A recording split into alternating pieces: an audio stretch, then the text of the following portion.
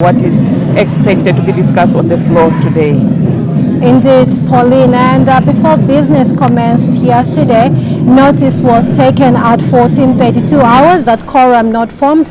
Madam Speaker ordered the bells to be rung, house counted, and quorum having been formed, business commenced. And when business commenced, Madam Speaker did make some announcements. In the first announcement, Madam Speaker recognized the presence in the public gallery of pupils and teachers from Walusungu Christian Academy in Lusaka district. Madam Speaker, on behalf of the National Assembly of Zambia, warmly welcomed the visitors to the National Assembly. And in the second announcement, the Honorable Madam Speaker recognized the presence in the public gallery of a second-year law student, Miss Christine Ntanda Kafwaya. And on behalf of the National Assembly, she welcomed her to the institution. And thereafter, the House went on to consider three questions that were considered as urgent matters without notice. And in one of the matters, this came from Mr. Binwe Mpundunkana, Member of Parliament, and on the subject matter, the delayment of payments to farmers who supplied maize to the Food Reserve Agency, FRA. And this matter was admissible, and the Honorable Madam Speaker did direct the Minister of Agriculture to issue a ministerial statement on Friday, 31st October 2025. And the second matter was raised by Lunte Member of Parliament, Mr. Mtotwe Kafwaya. His subject matter was on the technical committee receiving submissions on the constitution amendments from provincial headquarters to the exception of the rest of the country. This matter was inadmissible. And the third and last matter yesterday was raised by Mr. George Weir, Member of Parliament for Ron, and this was on the measures being taken to ensure safe storage of the maize grain bought from farmers by the Food Reserve Agency, FRA. And this matter was also admissible, and Madam Speaker did direct the Minister of Agriculture to issue a ministerial statement tomorrow, Friday, 31st October 2025. Thereafter, the House went on to consider questions for oral answer numbers 39 to 41, understanding order 80. These are questions of ordinary nature. And there were two motions, private members' motions that were considered by the House yesterday, and one of them was a motion by Mr. Mumba, Member of Parliament, Anthony Mumba, Member of Parliament for Kankoyo, and in which he urged the government to create a National Miners' Day in recognition of the contribution of miners to the development of the country. And this motion was debated at length, and when a question was put, it was actually resolved in the affirmative, and therefore the matter was resolved in the affirmative. Yes, indeed, Pauline. And the other private member's motion that was considered yesterday is a motion that was moved by Mr. Binwe Mpundu, who is in Kano, Member of Parliament, urging that this House urges the government to create that this House urges the government to restrict the mining of gold, sugilite and emeralds to the state. This motion was seconded by Mr. Christopher Kangombe, who is Kamfinsa Member of Parliament. And when a question was put, this motion was negative, and so this motion was not adopted. The House did adjourn accordingly at 18:30 hours. We now shift our attention to today's order paper, Thursday, 30th October 2025, and that's what we expect the House to consider this afternoon. We do expect some announcements, if there will be any, and today we do expect Her Honor the Vice President to move a motion urging that Standing Order 167-2 of the National Assembly of Zambia Standing Orders 2024 be suspended to enable the Minister of Finance and National Planning to present the money bills in support of the 2026 national budget by Tuesday, 4th November 2025. And after that motion, the House will consider urgent matters without notice, if there will be any. And then there are two ministerial statements that are expected to be rendered on the floor of the House today. We have one that will be rendered by Her Honor the Vice President, and this is on the ongoing voter registration exercise. And the second one is going to be rendered by the Minister of Water Development and Sanitation, and this is on the strategic water supply interventions in Western Province. So those are the two ministerial statements expected to be rendered on the floor this afternoon. Indeed, and thereafter we do expect the House to consider two questions for oral answer under Standing Order 80. Question number 42 is expected to be asked by Mr. Chinga Miyutu, who is Kalabo Central Member of Parliament, and his question will be directed to the Minister of Education. He wants to know in Part A why the Higher Education Authority increased the annual levies from 4 kwacha to 75 kwacha per student. In B, whether the increase will not adversely affect access to higher education by the youth. And in C, what measures have been put in place to assist students who may not be able to pay the levy. And still under Standing Order number 80, questions for oral answer, we have question number 43 coming from Mr. Emmanuel Tembo, Member of Parliament for Feira, and he's directing his question to the Minister of Tourism. In the first part of the question, he wants to know whether government has any plans to fence off the wildlife corridor in Luangwa district to prevent human-animal conflict. And part B of the question, if so, when the plans will be implemented, and part C, if there are no such plans, why? Yes, indeed. So those are the two questions for oral answer, understanding Order 80, that we expect the House to consider today. And on today's order paper, Pauline, we do have one motion, and this motion is expected to be moved by Mr. Twambo Mutinta, who is a Teji Member of Parliament, urging that this House adopts the report of the Committee on Local Governance, Housing and Chiefs Affairs on the ratification of the agreement establishing Shelter Afrique Development Bank for the 5th session of the 13th National Assembly, laid on the table of the House on Monday, 13th October 2025. Yes, indeed. So those that is the business expected on the floor of the House this afternoon. And do remember that we also have this order paper available on the National Assembly website, where you are able to access it. So just visit our website www.parliament.gov.zm, where we are able to supply you all this information that we have just been looking at. So that is business of today in the House.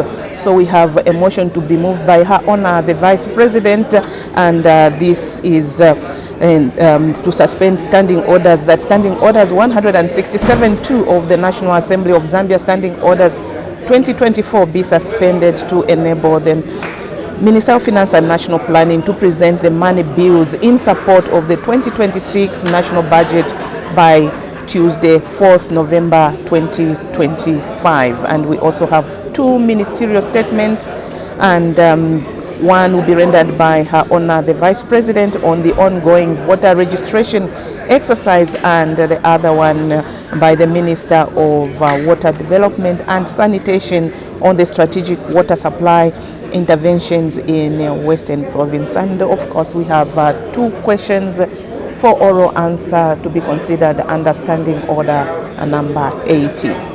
Yes, indeed, and live pictures coming from the chamber. Anytime from now, we will be able to see Madam Speaker's procession making its way to the chamber. That will signify the commencement of today's business, Paulina. Yes, exactly. We take you now to the floor of the House as members of Parliament continue mingling before commencement of business. Good afternoon.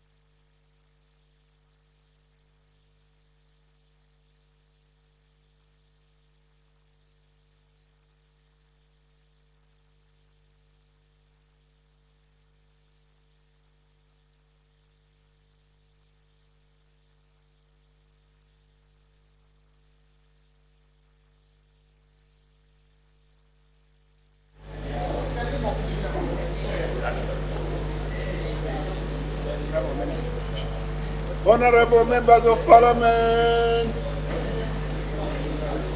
Madam Speaker.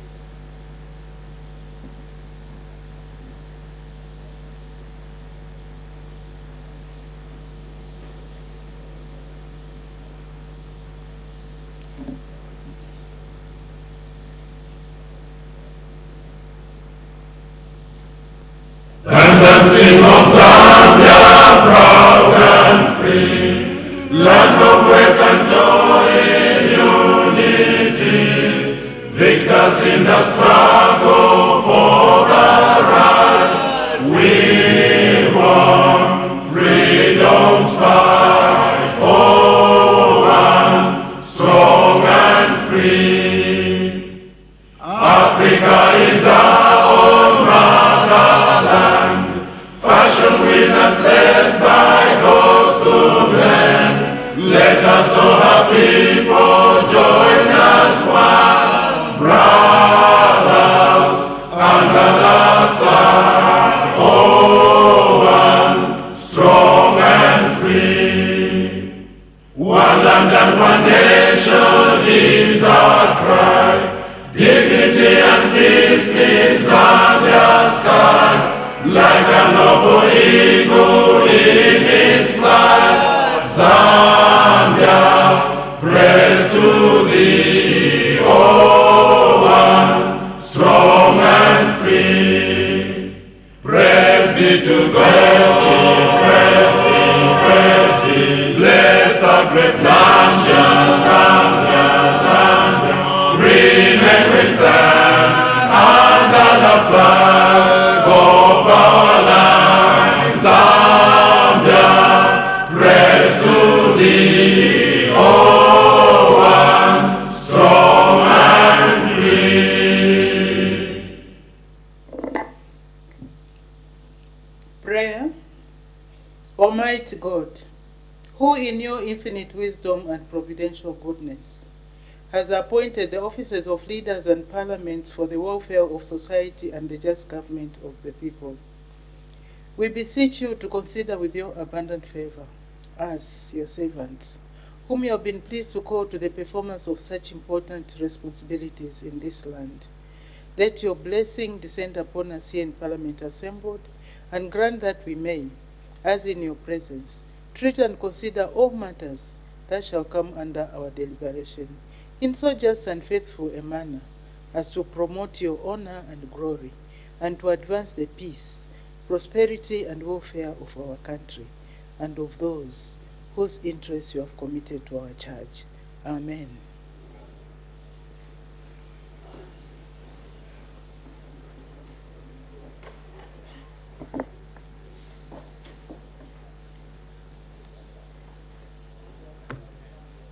We have, okay.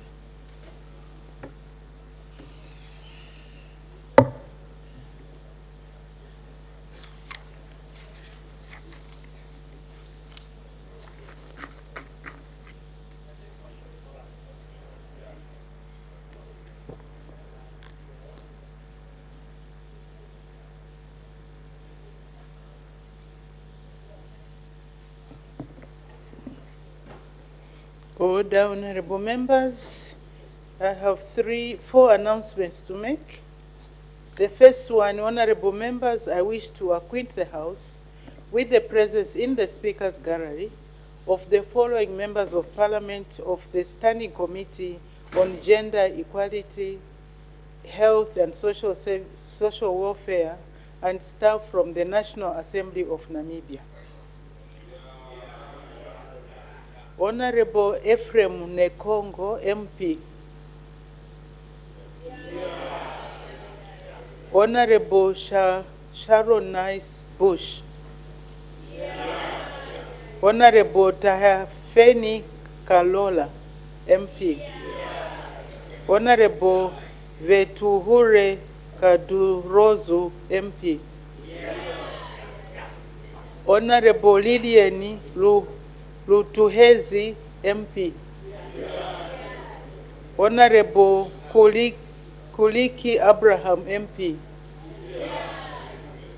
Miss Agnes Eni Mukono, staff. Mr. Iva Skywa, staff. Dr. Bridget Fikunawa, staff. Miss Peula Kazodovi, staff. Sorry about that. Mr. Adriano Lisimu, staff. Apologies for the wrong pronunciation of names. I apologize. I wish on behalf of the National Assembly of Zambia to receive our distinguished guests and warmly welcome them in our midst. You are most welcome. Please feel at home. Thank you. The second announcement, honorable members, I'll just combine these. There are three, but relating to the same thing. Honorable members, I wish to inform the House, Honorable members, I wish to recognize the presence in the public gallery of pupils and teachers from Chango School in Lusaka District.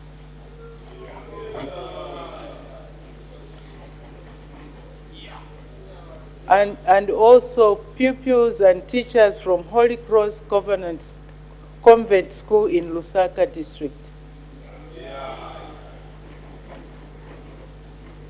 On behalf of the National Assembly of Zambia, I warmly welcome our visitors in our midst. Thank you very much. You may take your seats.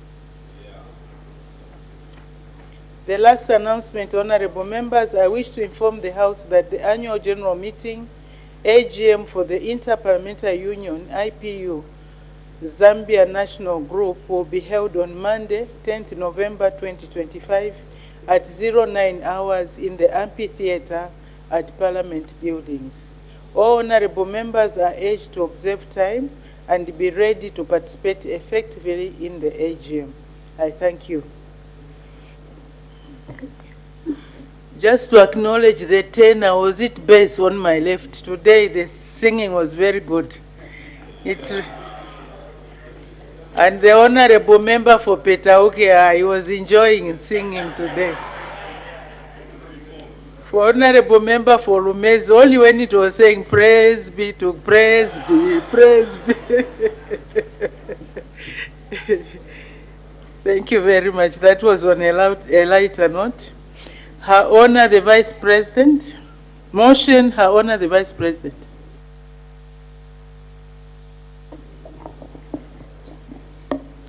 Madam Speaker, I beg to move that Standing Order 167 Part 2 of the National Assembly of Zambia Standing Orders 2024 be suspended to enable the Minister of Finance and National Planning present the necessary money bills in support of the 2026 national budget by Tuesday, 4th November 2025.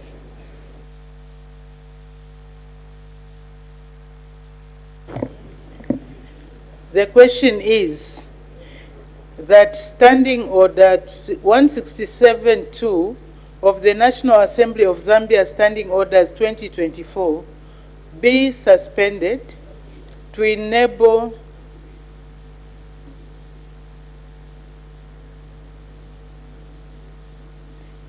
the question is that Standing Order 167-2 of the National Assembly of Zambia Standing Orders 2024 be suspended to enable the Minister of Finance and National Planning to present the money bills in support of the 2026 national budget by Tuesday, 4th November 2025. Any debate? Her Honor the Vice President.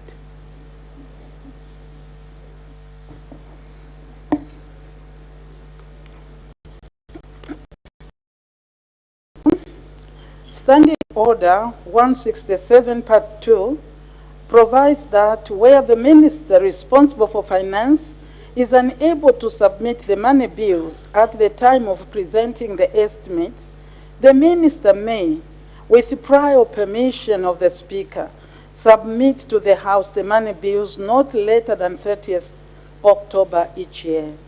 Madam, the House will recall that when the Minister of Finance and National Planning presented the 2026 national budget on Friday, 26 September 2025, the money bills were not presented as required by Standing Order 167 Part 1.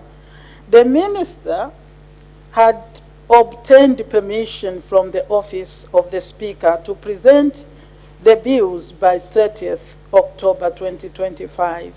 However, due to unforeseen technical challenges, the Minister now seeks to present the money bills by Tuesday, 4th November 2025. Madam, it is therefore necessary to suspend Standing Order 167 Part 2 to facilitate the timely and efficient consideration of the 2026 national budget without breaching the standing orders of the House. Madam, this is a procedural and non-controversial motion. I therefore urge all honorable members to support it. Madam Speaker, I beg to move. Thank you very much. Any further debate? The Honorable Member for Nyimba.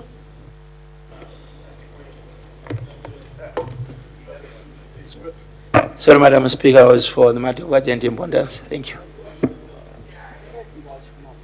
The Honorable Member for Shuangando. Most appreciated, Madam Speaker, for allowing me to debate the motion moved by our Honour the Vice President. Madam Speaker, we set rules for this August House for the smooth running of business. Madam Speaker, the standing orders that our Honour the Vice President is seeking to suspend are very clear, and I'll quote. Standing Order 65, documents accompanying budget estimates. Standing Order 65.1, 165.1. The Minister responsible for finance shall present to the House, together with the budget estimates, the following documents. I don't have to go through the list, which includes the money bills that the Minister is actually on A. Now, the standing order that Honour is seeking to suspend, 167.2, states, and I quote, where the Minister responsible for finance is unable to submit the money bills at the time of presenting the estimates, the Minister may, with prior permission of the Speaker, submit to the House the money bills not later than 30th October each year. This is what the standing order states, Madam Speaker. And if the Minister had sunk permission from you to present this by 30th October, today, he should have gone on to do that. Suspending standing orders today for him to present the money bills beyond 30th, he's not provided for. It's unprocedural, Madam Speaker. And we should stop taking this House for granted. We have set these rules. We have set these rules for ourselves, and we can't be breaching them with impunity. This act, Madam Speaker, must not be accepted. You had given permission as provided for in the standing orders. The Minister, they can't come today and still tell you to get permission for what is provided for in these standing orders. Granted, Madam Speaker, we don't support this motion.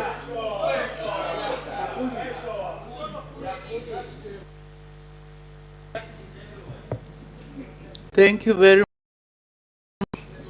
Our Honour the Vice President, winding up debate. Thank you, Madam Speaker, and I would like to take note of the concern of the honorable member, but this is the reason why we are here, so that we can secure the permission of the Speaker. We are grateful, Madam, for the many members that have supported the motion. Thank you very much.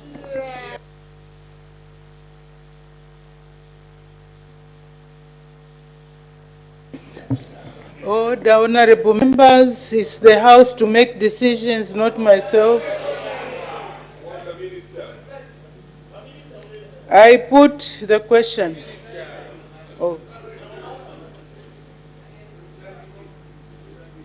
The honorable members. I put the question. The question is that Standing Orders 167-2 of the National Assembly of Zambia Standing Orders 2024 be suspended to enable the Minister of Finance and National Planning to present the money bills in support of the 2026 national budget by Tuesday, 4th November 2025. As many as are of that opinion say aye. Aye. Of the contrary say no.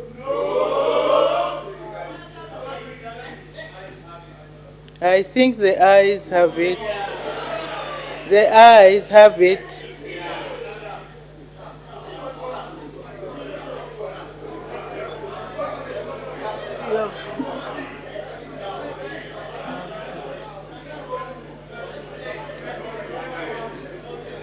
You have order, honorable members, you have not order. You have not reached the threshold, so the question is resolved in the affirmative.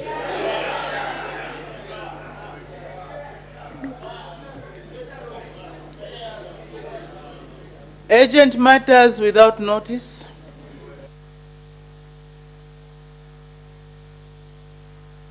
Honorable Member for Lumezi.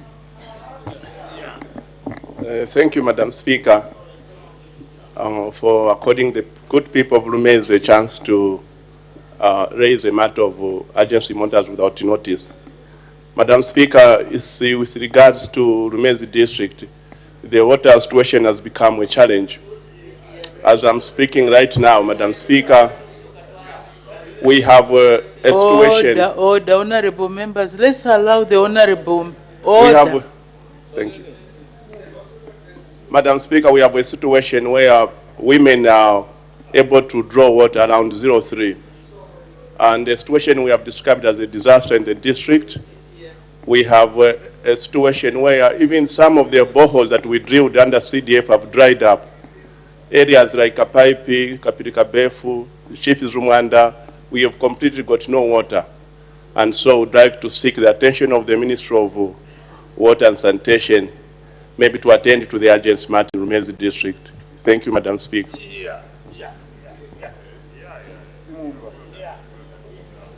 Thank you very much, Honorable Member for Lumezi. If you look at the order paper for today, the Honorable Minister is going to issue a ministerial statement on the strategic water supply interventions in Western Province. Maybe you can take advantage of that ministerial statement to ask that question, because I believe it's not only Western Province that has challenges, it's a number of provinces that are having challenges with water. So maybe we can leave that. I'll give you an opportunity to ask a question at the right time. The next one, the Honorable Member Fonkana. Madam Speaker, my urgent matter without notice is directed to the Minister of Energy. In his absence, I want to direct this matter to our Honor, the Vice President. Madam Speaker, they say prevention is better than cure, and once beaten, twice shy. I remember not long ago, Madam Speaker, you had directed, because of public outcry around the deal which was called the agro-fuel deal, you directed the Ministry of Energy to come and give a ministerial statement owing to the fact that there was public outcry in the manner in which the fuel subsector was being handled. This government, Madam Speaker, through Tazama, have embarked on the construction of a pipeline which is going to carry multiple petroleum products. And they are also going to now upgrade the existing pipeline, which they had converted from carrying multiple products to a single product, which is diesel. Madam Speaker, as I speak now, there is serious public outcry around issues of corruption and other related malpractices in this deal. Now, you know the severity of the matter around fuel. If not handled properly, it will take us to where we were, where the economy was jeopardized because of engaging one entity to be managing this pipeline. Madam Speaker, is our honor the Vice President, in order not to sit there and not come to this gas house, make a statement to allay these fears of these hand-hand methods and corruption allegation around these very important undertakings that should ensure we secure ourselves in the name of fuel. I seek your indulgence, Madam Speaker. Thank you very much, Honorable Member Fonkana. The matter that you have raised does not qualify to be raised as an urgent matter without notice. Please find another means to bring it to the attention of the Minister of Energy so that he can address it. And also, I believe we should be factual. If there is any allegation of corruption, please lay the evidence on the table so that it can be looked at. But just to assume or to rely on accusations and allegations, I think that cannot substantiate an issue to be brought before the House. Our standing orders require us to be factual, and those facts must be verifiable. So you have not brought any of that information. So the matter is not admitted. The Honorable Member for Nyimba. Thank you, Madam Speaker. Madam Speaker, the last 4 years, I've been asking our government on the position they have taken concerning the connecting St. Joseph Hospital in Nyimba district, which is situated at a black spot of this country. And yesterday, Madam Speaker, we had a fatal accident where 11 people died on the spot. 6 were in the bus, 5 from the Toyota Hilux, 18 are admitted in an hospital, Nyimba District Hospital, which is not finished, by the way, Madam Speaker, for the last, should I say, 15 years. In addition to that, Madam Speaker, there were 5 juveniles, 2 girls, and 3 boys. Madam Speaker, my question to is that, is there a problem that this hospital, which would have saved some of the people who died on their way to the unfinished district hospital in Nyimba, is there a problem why we are not connecting this hospital? Because, Madam Speaker, you may agree with me that there have been positive answers coming from the executive. They told this house that they are going to connect this hospital in December 2023. Another report came that in June 2024. Again was December 2024. Today, Madam Speaker, St. Joseph hasn't been. This is a hospital which is fully equipped, Madam Speaker, with containers and containers of equipment donated by the Catholic Church. But all we failed to do to save the lives. So and none of this, Madam Speaker, is coming from Nyimba. None of the victims, all these are coming from Chipata and Petauke. And this died in Nyimba, because any of us here can be involved in the road accident. So my question is there a reason why we haven't connected this? Madam Vice President, this is your question. I thank you, Madam Speaker. Thank you very much, Honorable Member for Nyimba. Well, I read about the accident. We can only sympathize with the families that have lost those members of their families, and it's not good to lose so many people at one time.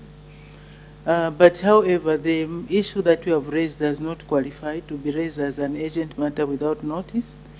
I suggest that you put in a question, and also you engage the Honorable Minister of Health and other responsible organizational bodies to ensure that the hospital is connected. Because if we are not connecting the hospital, that means we are failing as leaders to be able to make sure that that hospital is working. If we just sit back and not do anything, we don't follow up, then nothing will happen. So I would urge you, Honorable Member for Nyimba, to engage the authorities to ensure that the hospital works. As you have said, it can save anybody, from Lusaka, from Chipata, not only for the people of Nyimba.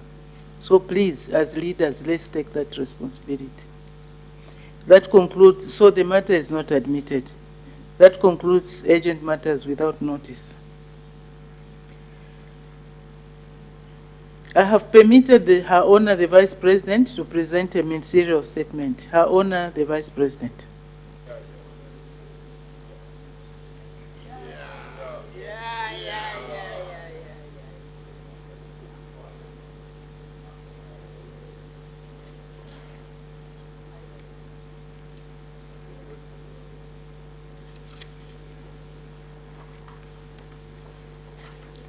Madam Speaker, as directed by yourself, Madam Speaker, following an urgent matter without notice raised by Honorable Twambo Mutinta, MP for Iteji constituents, I wish to provide an update on the ongoing mass registration of voters. Article 229, Sub-Article 5C of the Constitution of Zambia, Amendment Act 2016, mandates the Commission to register voters. In accordance with the law and in line with the Electoral Commission of Zambia 2023-2027 strategic plan, the Commission embarked on a mass registration of voters meant to cover all the 12,152 polling stations countrywide that are being used as registration centers. The Commission's objective is to maintain an accurate and updated register of voters through the following. 1. Registering first-time voters who have attained the age of 18 years. 2. Updating the register arising from transfers to new polling stations. 3. Replacement of lost and defaced or damaged voters' cards. And 4. Removal of deceased voters from the register. Madam Speaker, the Commission targets to capture an estimated 3.5 million eligible voters. The registration of voters exercise will run for a period of 30 days from 13th October to 11th November 2025 and will be conducted in all the 156 constituencies in 6 phases to cover the registration centers. The registration officers will be at a registration center for 4 days, for 4 active days of actual registration before shifting to another center. 4 actual registration before shifting to another center. In line with Section 20 of the Electoral Process Act number 35 of 2016, the Commission has set 30th April 2026 as the cutoff date for eligible citizens to register as voters. This means that everyone who will be 18 years or older on or before the cutoff date will be allowed to register as a voter during the 2025 mass registration of voters exercise. The Commission is scheduled to certify the register of voters to be used for nominations and polls for the 2026 general elections on 30th April 2026. Voter registration statistics. Madam Speaker, as at 21st October 2025, the Commission recorded a total of 259,488 new registrations, comprising of 141,825 females and 117,663 males. The number of new registrations recorded in Phase 1 was 95,907 compared to 163,581 recorded in Phase 2. Madam Speaker, updates arising from transfers from one polling station to another, replacement of lost and defaced or damaged voters' cards, and the removal of deceased voters from the register stand at 284,513 for Phases 1 and 2. There was an increase in updates with 108,340 updates recorded in Phase 2 compared to 104,176 recorded in Phase 1. Copperbelt Province recorded the highest number of updates of 39,203, followed by Northern and Eastern Provinces at 38,121 and 35,601 respectively. The lowest number of updates were recorded in Muchinga Province at 16,749. Voter registration operations, Madam Speaker. The House may wish to note that each constituency has a deployment plan indicating the period for which the registration officers will be at each polling station. These deployment plans have been made available to critical stakeholders such as political parties, civil society, faith-based organizations, and the media through the various district council offices. This information is also being shared on various community radios.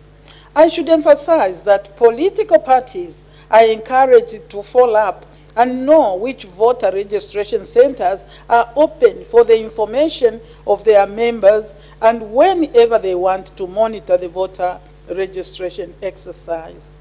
To facilitate this work, the Commission has deployed 156 registration officers, that is, supervisors, who are in charge of the general supervision of voter registration in a constituency, ensuring that registration centers are open, as scheduled, and stocked with the requisite materials.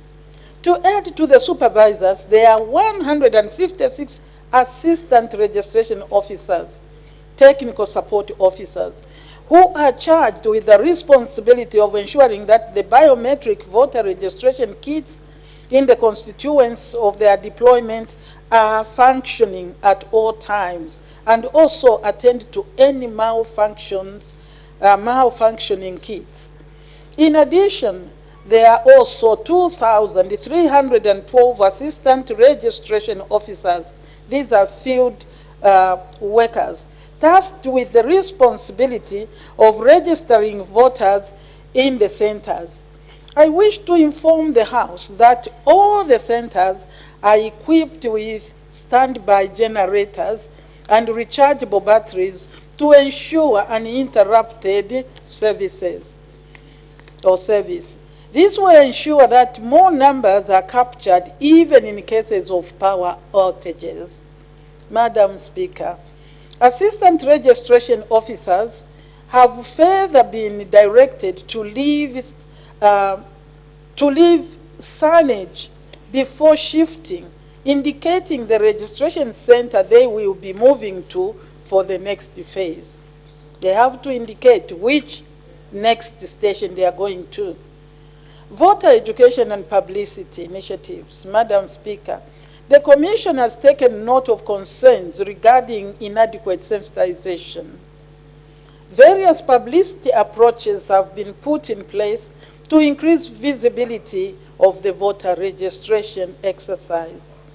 Madam Speaker, voter education activities are being conducted by over 2,000 voter education facilitators and district voter education committee members across all the 116 districts.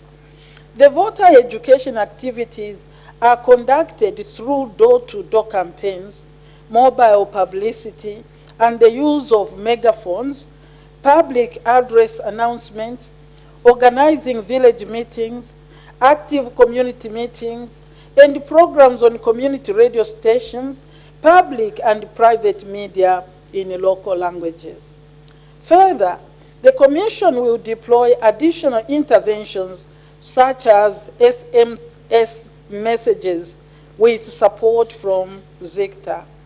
Madam Speaker, the Commission has also enhanced its efforts to inform the public on centers that are open on any given day by engaging Zambia News and Information Services, ZANIS, to complement existing publicity efforts through the use of public address system.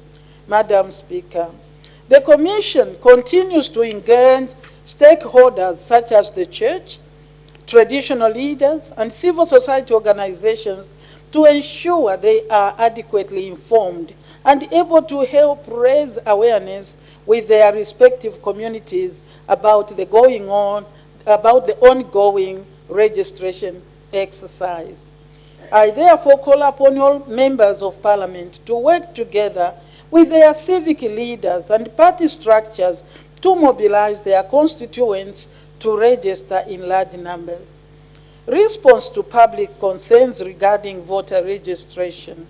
Madam Speaker, the Commission acknowledges the concerns raised by various stakeholders, including some members of this august House, regarding the mass voter registration exercise.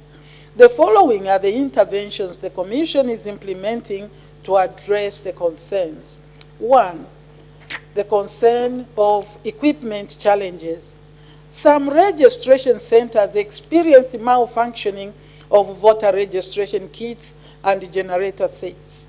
Madam Speaker, to address this, the Commission has established a provincial level support framework to complement the existing constituents district level support in order to promptly respond to any technical issues that may arise. Number 2, voter registration period and calls for extension.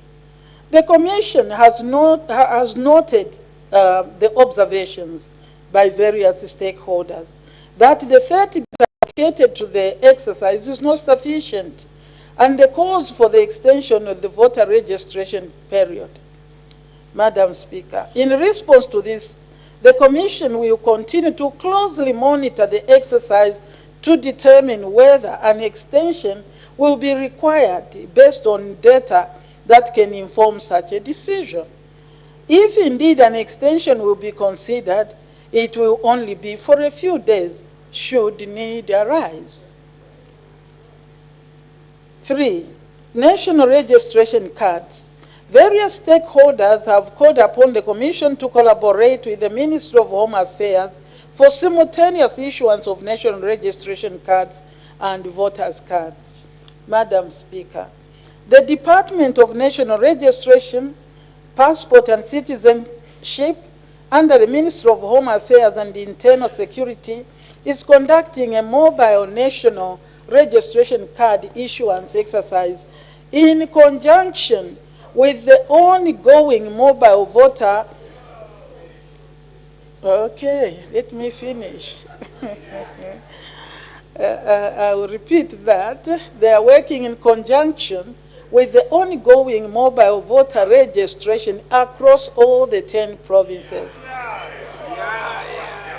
Let me go on. The exercise, Madam, the exercise has been extended beyond the initial 90 days period to ensure coverage of areas that were previously not adequately reached for NRC registration.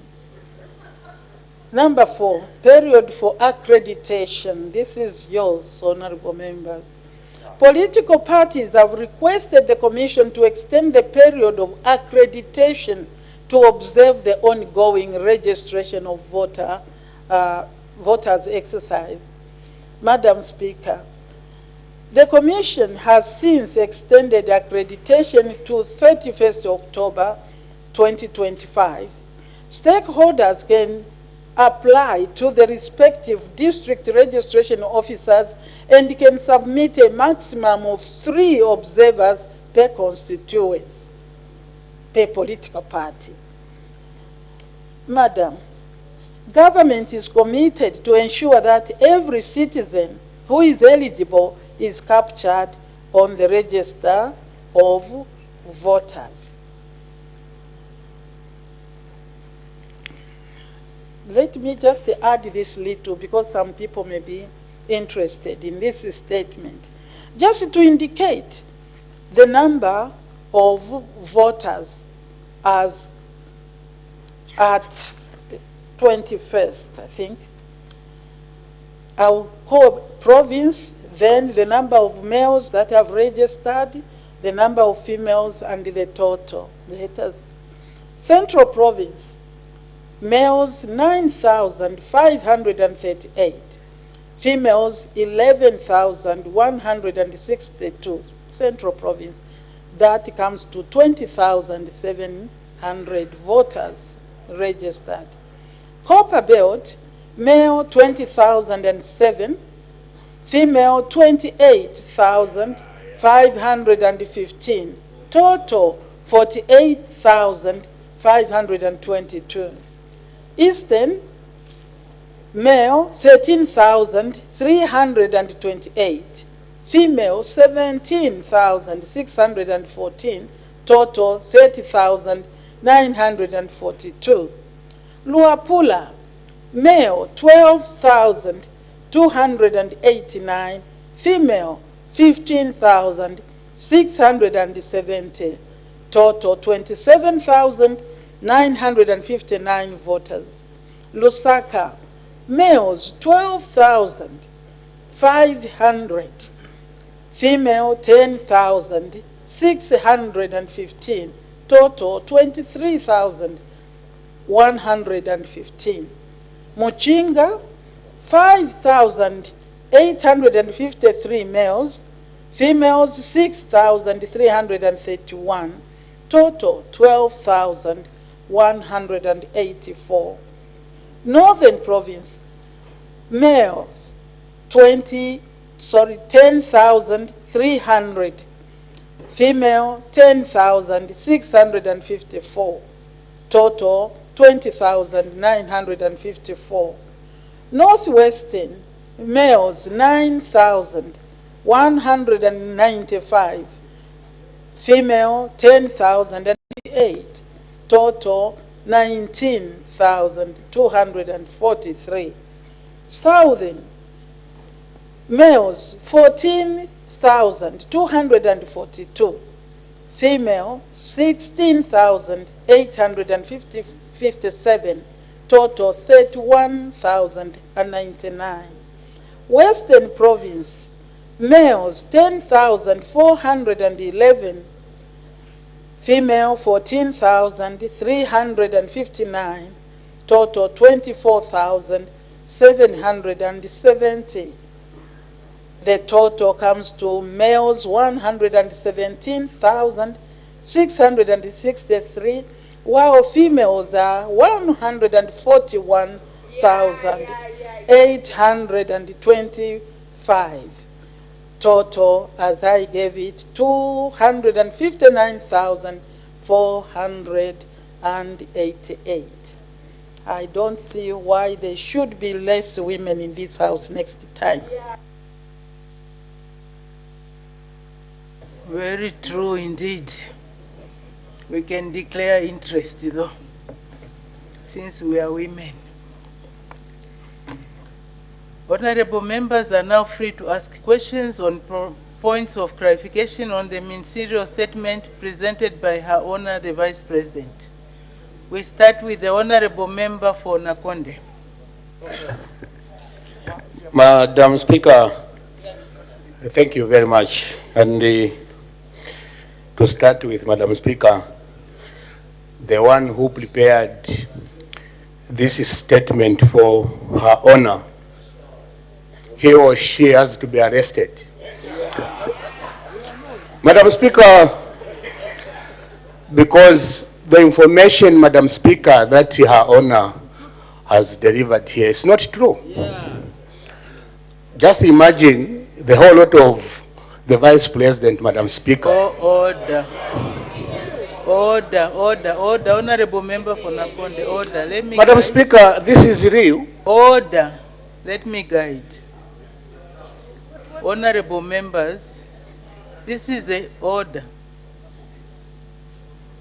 Honorable members, this is a serious house. The issue that is being discussed is very serious. The members of the public want to know what is on the ground. And you are the ones, honorable members, who asked for this information to be made available. And Her Honor, the Vice President, has come to the House with the information that has been prepared.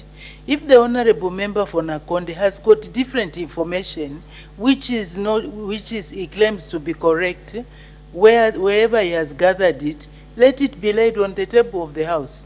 To make serious allegations that the information that is being tendered is false, I think is highly unacceptable, and I will ask the honorable member to withdraw that statement.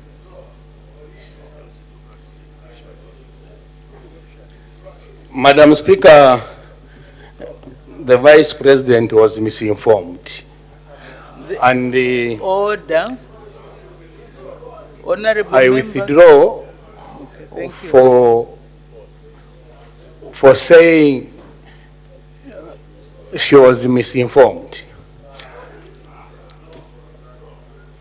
Madam Speaker, now the Vice President has stated that mobile national registration cards are being done in each and every province. Madam Speaker, I'm from my constituency. No single NRCs is being issued alongside the voter's card. That's why I wanted to find out from Her Honor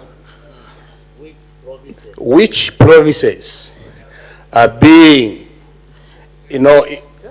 giving these mobile national registration card. For instance, in Muchinga, so we want to know in Muchinga specific where I'm coming from, so that I know and I start transporting my people from Nakonde to that particular area so that they can go and get these NRCs. Madam Speaker, I submit. Yeah. Honor the Vice President.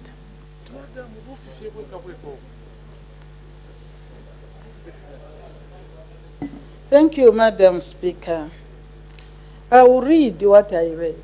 I think that every word must be taken. I don't think I was in a hurry when I was reading that. I will read the 2 paragraphs and maybe you can ask again. Yes. Because to me, there was no concentration. I didn't say everywhere. Can I read again? Okay. I will read so that we settle the matter. Yeah. To try and say I was misled may not. This is what I read, honorable members, Madam Speaker. I said, Madam Speaker, the Department of National Registration, Passport and Citizenship under the Ministry of Home Affairs and Internal Security is conducting a mobile national registration card issuance exercise in conjunction with the ongoing mobile voter registration across all the 10 provinces. Listen, and some of you got stuck there because you started talking. I read the next one, Madam. I said, the exercise has been extended beyond the initial 90-day period to ensure coverage of areas that were previously not adequately reached. It doesn't mean I hope this is clear. I didn't say everywhere. In areas that were not adequately covered.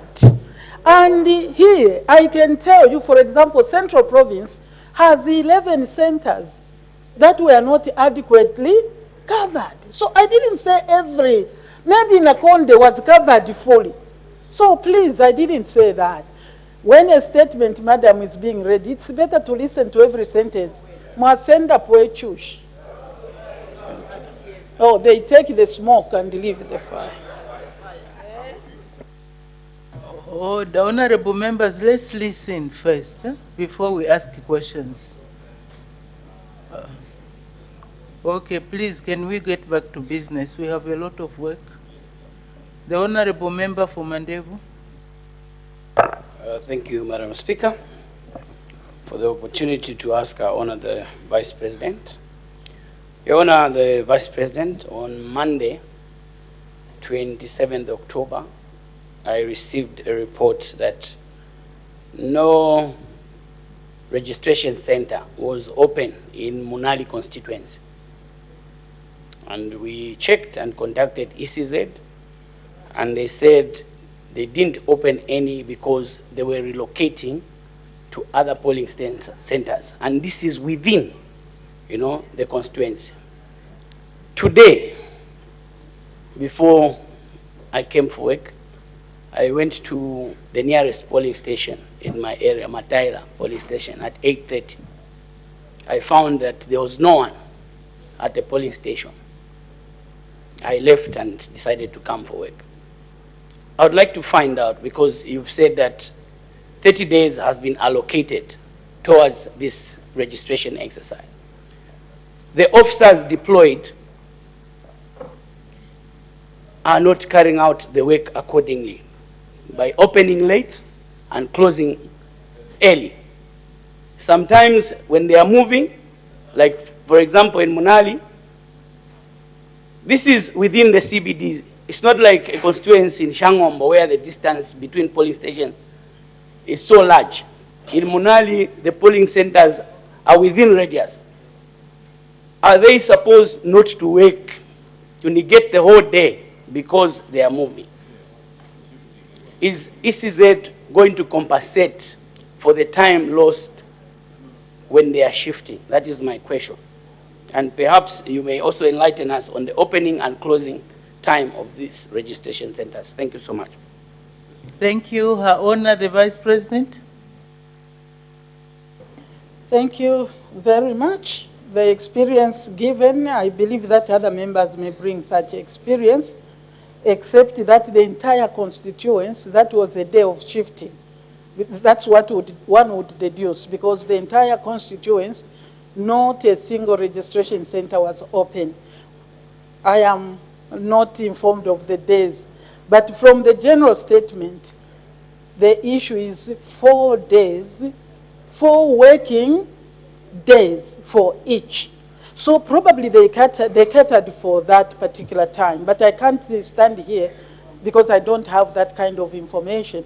I'm just thinking if the entire place is not operating, that means that most likely that was a day reserved for that work of transitioning to other centers. And in my statement, when such happens, and I'm saying this not just to this august house, madam, to the nation, including those members who are working in this, because the statement I've made today informs us that when they move from Kamanga school, they should indicate, I think that's what I read, they should indicate that we have moved to Kapulom. So in transition, this is what we have been taught. This is how they are doing this work. So if there was no such a thing, then we are having gaps. And we will continue to follow, just like you. But for you, Lusaka, I think what you have said could be a reason, but also, as members of parliament from Lusaka, let us join, and all of us. Because you can't have Lusaka having literally the second, is it third lowest You can't. You can't. Second lowest. You can't. Like you said, the distances are short, and I think the birth rate must be high and so on. Why is it that we are not? What is happening?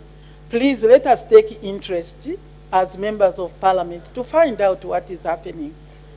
Otherwise, we will follow up what you have said so that we can get, madam, why it was closed on a full day, and also whether they are working full day. We have been told the whole day for 4 days, then they move on.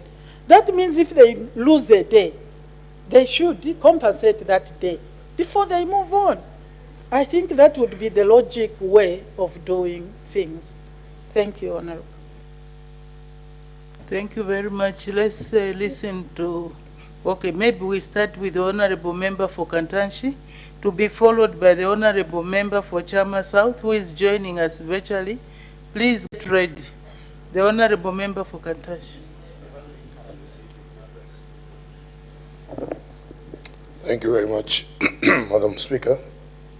Your Honor, the Vice President, you know that I've got deep respect for you. I would want you to carefully listen to what I'm going to ask you and say before my question. Madam Speaker, the President not too long ago was directing the chairperson of ECZ that he has received reports that equipment is faulty, it's burning, and the whole process is being questioned in terms of the anticipated results. This is a fact. And no wonder our colleague from Itezitezi raised that point of order. And we thank you, Madam Speaker, for allowing this matter to come on the floor of the House. Madam Speaker, speaking for Kantanshi, we had situations where, as you know, there's load shedding. We have cases where the centers are not open because of load shedding. There's no genset, there's no all those things that have been talked about. Now, an election process starts from this registration. And if the registration is questionable, the end result is that even when an election is won genuinely, there will be all these issues that will be raised.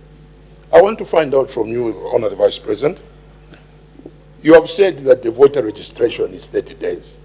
It cannot be 30 days when 1 day out of the 5 days is about shifting. So this exercise is 25 days. That's number one. The number two, you have 260,000 as the people that have been captured. 260,000, 259,000. I've just rounded it off to 260,000. Meaning, my rough calculations here, target is 3.5 million, 259 or 260 is representing 7.4%. 7.4%, and the registration is stopping in the next 10 days. Where will be the 93% coming from? So, for the people of Kantanshi, you have mentioned that the possibility of extension will be there for a few days. We would want to request your office to consider that after the 11th of November, when ECZ finally stops the registration and goes back to recalibrate and look at its data, that there should be an extension for another 30 days from the 1st of December to the 30th of December, which will even allow your members of parliament to be there in the constituencies to assist this very important exercise. Can your office assure this August House or the nation that such a consideration, which is so important, can be done? Thank you. The Vice President.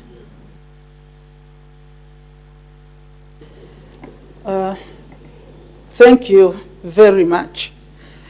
To start with, when the Honorable Member for Mandevu talked of the whole day, you remember I said I just made a conclusion that probably because the whole constituency, no one was working. were they probably transiting? But this is not in the statement. That would be one of their plans. Remember, it is 4 days per polling, rather for each registration center, 4 days. It depends on how many centers, how many people are registering. So you cannot make a full conclusion. You may be a mathematics person, but you may not use that to come to the conclusion that it can't be 30 days. Because definitely there will be transition either on different days or on the same day, going to different places. So that should have been calculated. I hear you saying load shedding is affecting. Yes, if you say that, I will have to go back, because what I hate is to stand and say, but my brief, with many questions like yourself, I was assured, I've been assured that they are gensets.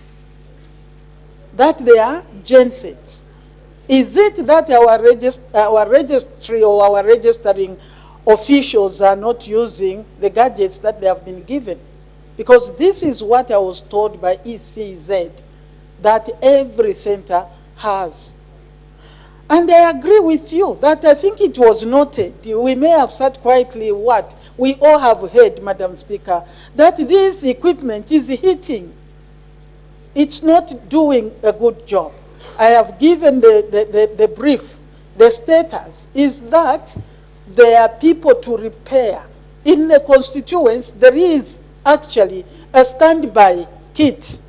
If something goes wrong, they should quickly get there. The province is also there. So they have standby equipment that should help. But from the figures that you have given, that if the projection or the target is 3.5, and we have only gotten 260 to bring the figures down, round off, as we used to say, to 260, that is 7.4. So when in the next 10 days, 20 is gone, 10 days, how are we going to get the target? And this is why in the statement I said the extension will depend. But let us all be Zambians for once, Madam Speaker, and see our own behavior. We like to do things last minute. I think we are all Zambians here. We have this attitude. And to say the truth, if I stood here and said there will be another 30 days, I can tell you in the next 10 days, maybe 500 will have registered. Not even 500, probably 200. They will be waiting for that. So, speaking to ourselves as this is it, we should be ready now to see more people because time is running out. I hope you understand what I'm saying. We have an attitude. The last minute, then we want to run. Now everybody's saying in 10 days we'll go. They will do the same. Tell your people, even for voting, they will stay. I will go and vote in the evening. That is the way we are. So we cannot sit here and say another 30 days. That's why in my statement I've said we will continue to observe. As at now, we have 10 days more. And let us encourage all the Zambians through this August House, Madam, to go and register. People in Lusaka can't say they are so ignorant. They don't know that there is need for registration of voters. I think it is time to rise. Honorable members, every extension is a cost. Every extension is a cost to your resources. Come on, don't use such terminologies like democracy is expensive. You must be prudent. You must care as a leader that let us use, honorable, let me speak.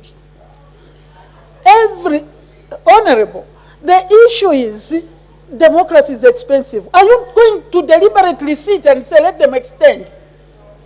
Are you going to do that? We are not talking, then you are not a leader at all. We are not talking about genuine failure, but deliberately waiting that they will extend. And the member here cannot support that, because a member here knows the implication of time of financial resource.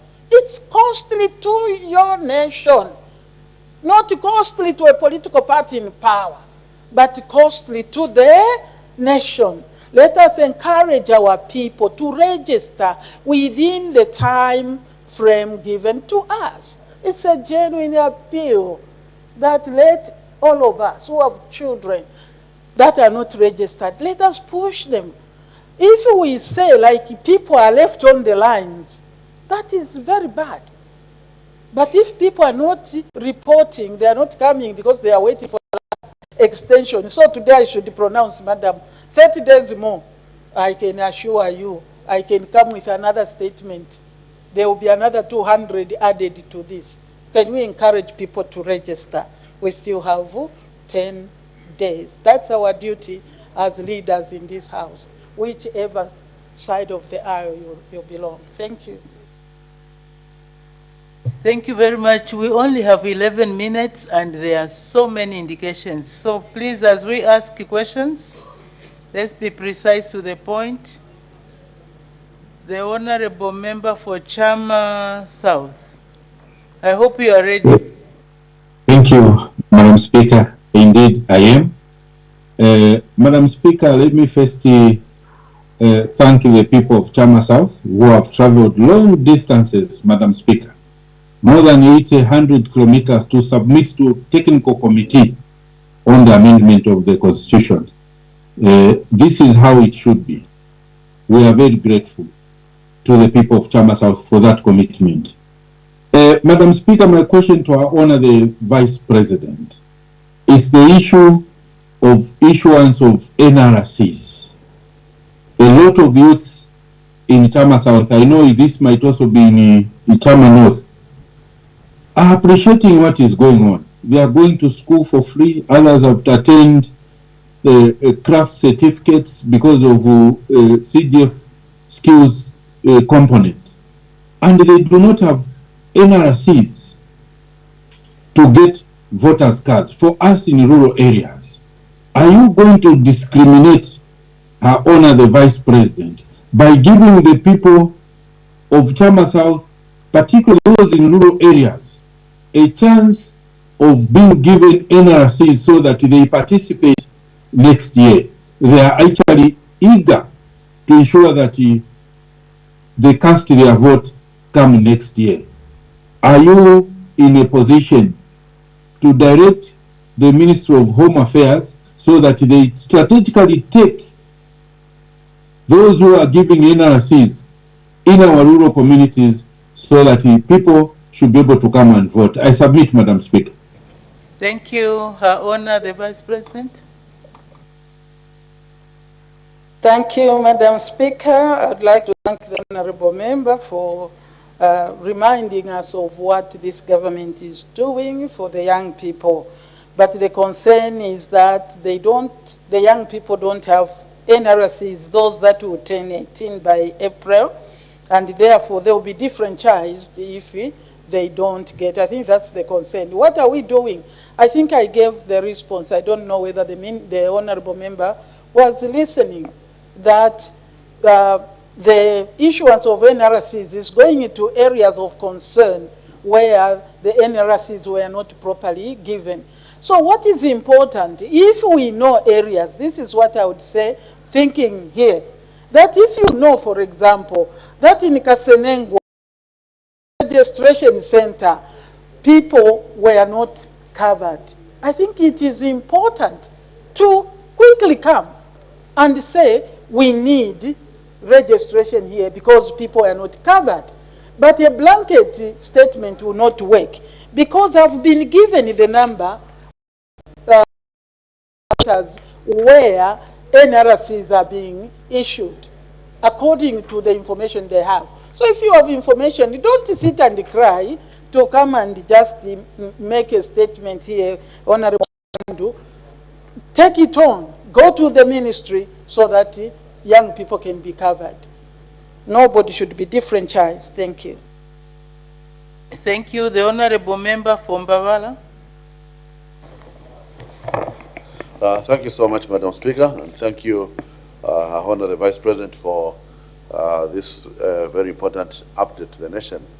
Madam Vice President, the people of Mbabara are very thankful to your government for the smooth process of the two-pronged process of having NRCs being issued in neat areas, areas of need, where, as well as the registration going on in the various zones.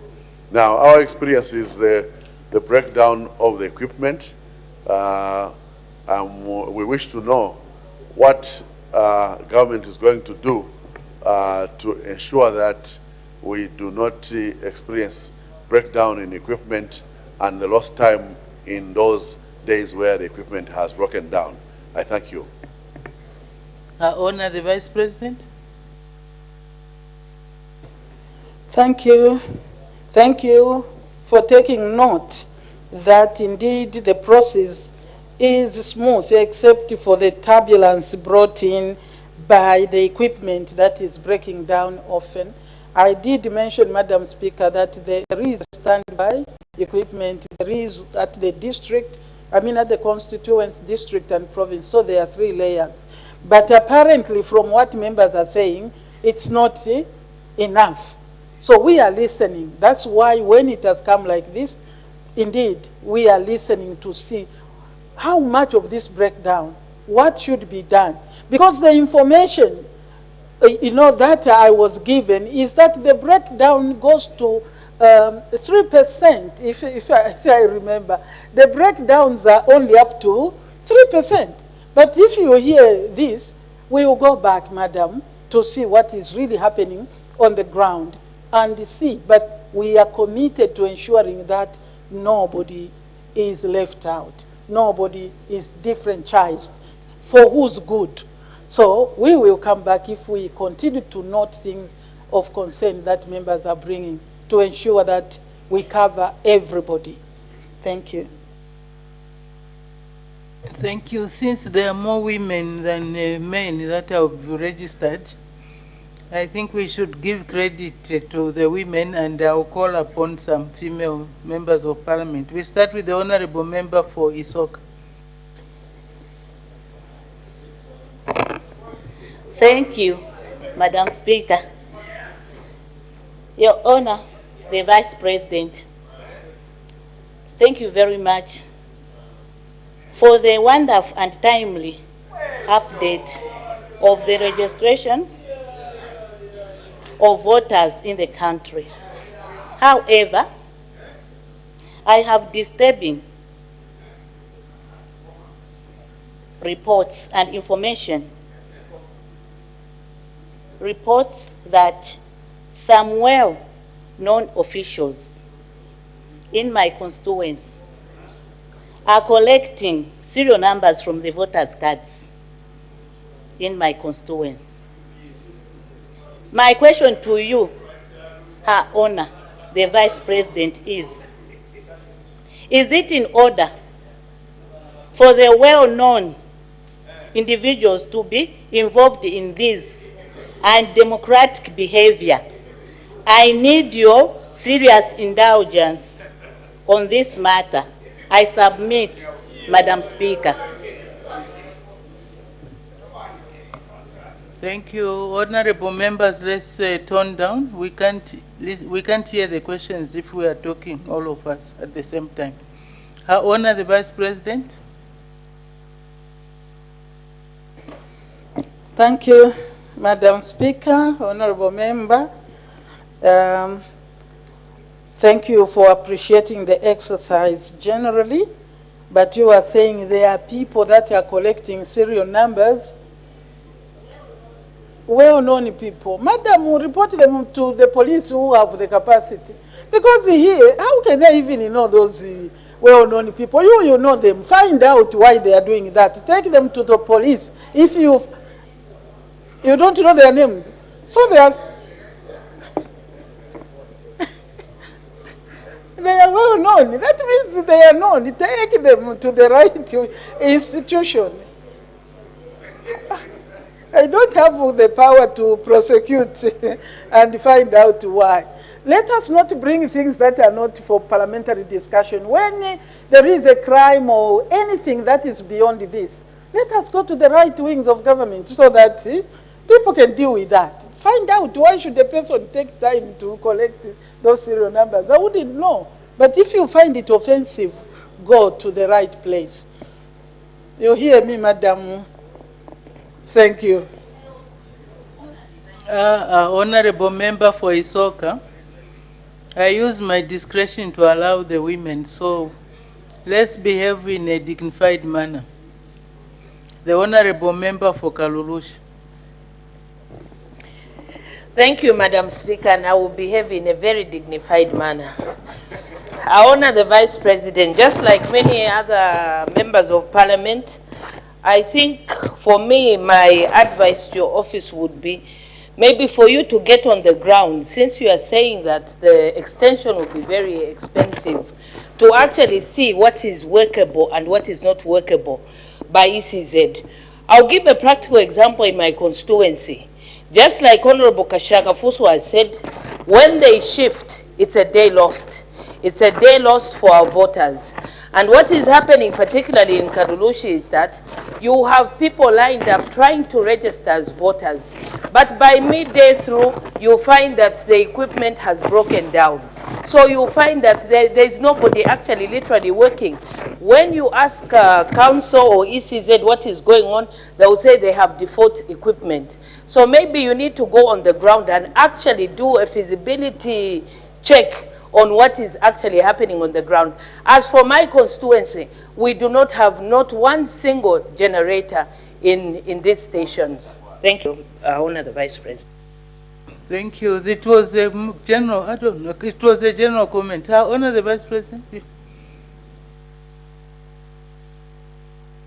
Thank you, Madam, and I would like to thank the Honorable Member for Kalulush. That is a piece of advice, because we have something else. We have to see what is really working on the ground. I hear you. I think it's a piece of advice, Madam. Thank you. Thank you. The Honorable Member for Chiengi. Thank you so much, Madam Speaker. Your Honor, in Chiengi and Kaputa, these two districts, Madam Speaker, in most of registration centers for voters' cards, they are being told that the ECZ has run out of materials. For NRCs, when it was the time for NRCs, people were being told that they had run out of laminating material. I engaged the relevant authority, and I was told that if these four words, Kalobwa, Chipamba, Ifuna, and Luau, which were skipped the time of registration, they want to get the NRCs, I should involve the provincial headquarters for NRCs. I told them they can come and register at the office, Alqueta, the Boma. But I was told, no, that's not possible. Madam Speaker, as we speak, I can, if I can be allowed, I can give a list of polling stations in Kaputa and Chi where people have been turned away because they've been told that the material for voters' cards have run out. So if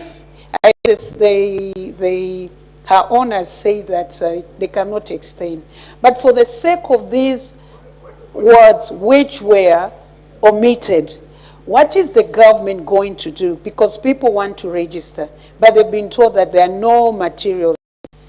In Kaputa, I think it's something, word, and to give an example. So what is the government? You cannot extend, but these are Zambians who want to vote, but they've not been able to access the NRCs and also voters' card. Thank you, Madam Speaker. Thank you very much. Before her honor comes, there is an indication from the honor, and I have not finished. I'm still. There is an indication from the honorable member for Shuangand for a point of order. Honorable member for Shuangand, what Madam Speaker, Madam Speaker, I rise on a point of order pursuant to Standing Order 71. Madam Speaker, you may wish to know that I was among the few honorable members of Parliament who engaged the Electoral Commission of Zambia the very first week they started this exercise of mobile registration. And indeed, they acknowledged most of the challenges that members have shared in this August House. And one of them, which was topping, is the issue of NRC issuance. And I'm shocked, Madam Speaker, that ECZ seated there could give an impression to this August House that the exercise of issuing NRCs is going wrong alongside the voter registration in all the 10 provinces, Madam Speaker. Madam Speaker, this is misinformation, and we sympathize with our Honour the Vice President, because those officers have got a responsibility to this nation.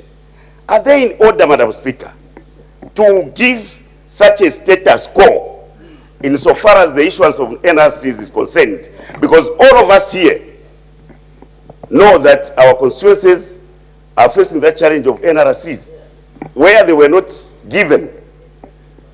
Are we in order, Madam Speaker, to sit in this August House and accept our Honour to give us a position which is not accurate as given by the Electoral Commission of Zambia? We seek your serious guidance on this matter, Madam Speaker.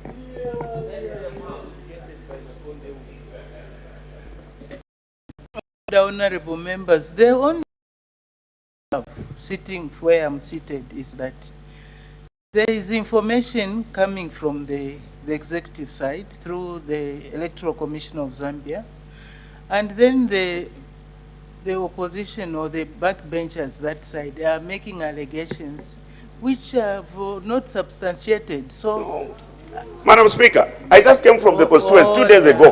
Order. What we... Order. When did we start? When did we start behaving like that?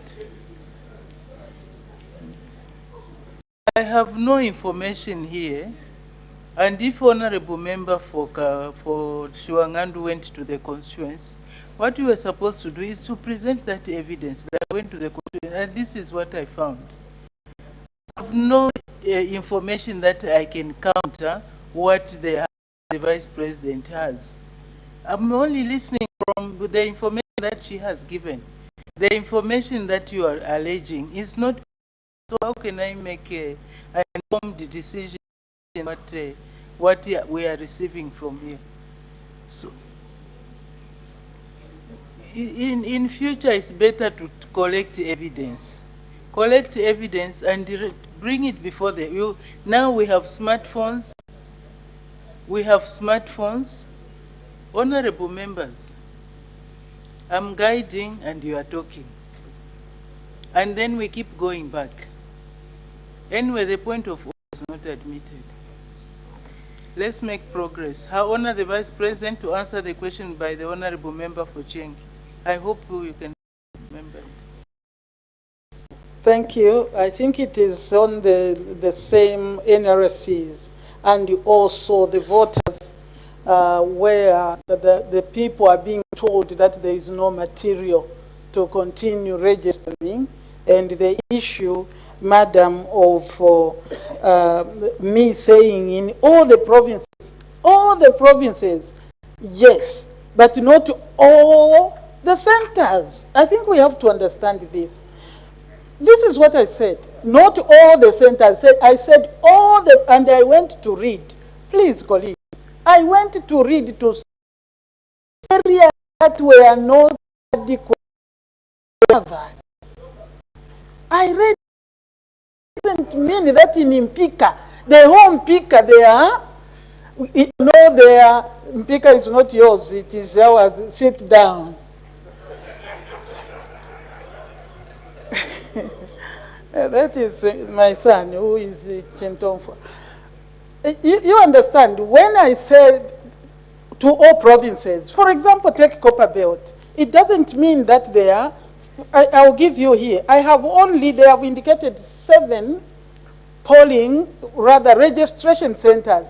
That definitely can't cover the entire copper belt. I said to all, in all the provinces, in the areas of those provinces that were not covered. Maybe Chizungu Chanivota, madam, maybe I'm failing to communicate. Because this does not mean that they are everywhere in every province. They are in every provinces in the areas not covered. The answer, madam, that I can give to the honorable member for Chienge is what I tried to give an example of Kasenengwa. Basically, don't sit back and just wait for something wrong. Something wrong is happening. Your people are not being registered. Please reach out. You have made a statement here. That means you are sending me to the Ministry of Home Affairs. Why not do it there? But I've taken the message. The things you have said here, that like I was advised by Karulushi that I should see on the ground. Yes, we will also counter check. But you are also there to ensure that registration is done. Maybe the supervision at a certain level is not really bringing out. I am government. We have an institution. Yes, the target is 3.5. You produce 249, 259. Then you are saying, what is it? So we are all concerned, but this is what they are doing. And then we have to find where are we missing it together. Let us not blame. This is why I said together we can encourage people to register. Because some like to go last minute.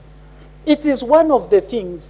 As I also listed some of the things that the Commission is doing to try and address the challenges that have been noted. But madam, people have just stayed on the challenges, not what I indicated as some of the things that the Commission is doing. But let us not tire. It's our duty. Let us continue to monitor, bring information, so that those things can be worked on. Madam, I thank you. Thank you very much. We are actually over time. I can extend maybe for another 10 minutes. So let's go to the Honorable Member for Kasanengwa. Please, I'm appealing to you. Ask your question quickly so that we accommodate as many members as possible. Honorable Member for Kasanengwa, no gaga issue. No what, Madam Speaker? Gaga. Thank you very much, Madam Speaker. Madam Speaker, actually I had a very candid son-to-mother conversation one time. I mean, the day I raised that issue about Soprano with Honor, the Vice President. That's why I was saying, don't go there. Just ask your question. Yes, Madam Speaker. Straight to the question. I would want to plead with Her Honor, the Vice President, through you, to invite her to my constituency, Kasenengwa, over the weekend, so that she can come and assess the situation obtaining on the ground. Thank you, Madam Speaker. Thank you very much. I order the Vice President maybe can comment. Madam, thank you. I totally appreciate the invitation to Kasenengwa, and the Honorable, being Honorable, is going to pay for my transport and my accommodation, since it is at his invitation. Oh, he has agreed. Madam, I'll be in Kasenengwa at his request. Is committing to feed the Her Honor the Vice President on Soprano. Honorable Member Fonkana. Madam Vice President, it is very clear the time is very short. There are no resources. Contrary to what you've been given, there are no generators. The materials are not there. Your people are not in the centers. Madam Speaker, there only remains one option: to increase the time frame and to find money for that exercise. Are you willing as government to avoid differentializing people by ensuring that you find money to pump into this exercise? You increase the time, you make resources, materials available, and you have more people who will be working from 8, as you said, into 17. I thank you, Madam Speaker. Her Honor the Vice President. Thank you, Honorable Member, for that advice. But I think I was very clear. I didn't say there will be no extension. I said we will continue to monitor. But it is when we are speaking the way we are that sometimes people take it for granted. They must extend. We need to speak together with one language. That let us go and register. We have a target, and that will speak to us. And we have to show evidence of people staying in the lines without people registering them. That is a fact. Because we like to do politics. This is a national issue. There is no politics in it. All of us are interested, madam, in seeing people register. The government also wants voters.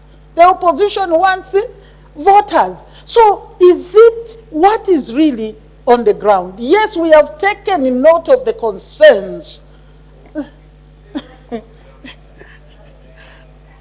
Yeah, I'll get to the ground myself. I also know how to get to the ground. I'll come to Nkana. I'll come to Nkana and see if they accuse of people that are not being registered, because that is the only way you can say, look, people are lining up, but there is nobody to register them at the centers. Then we look back. But if they are also sitting there from 8, they register 2 people. You remember, this question came Tej. That was Tej, madam, I think, who raised the issue that there were 2 people registered in one whole day, isn't it? So is it that the machine was not working? The issue was sensitization. So there are a number of interventions that should be put in place, madam. Let us not just find fault elsewhere.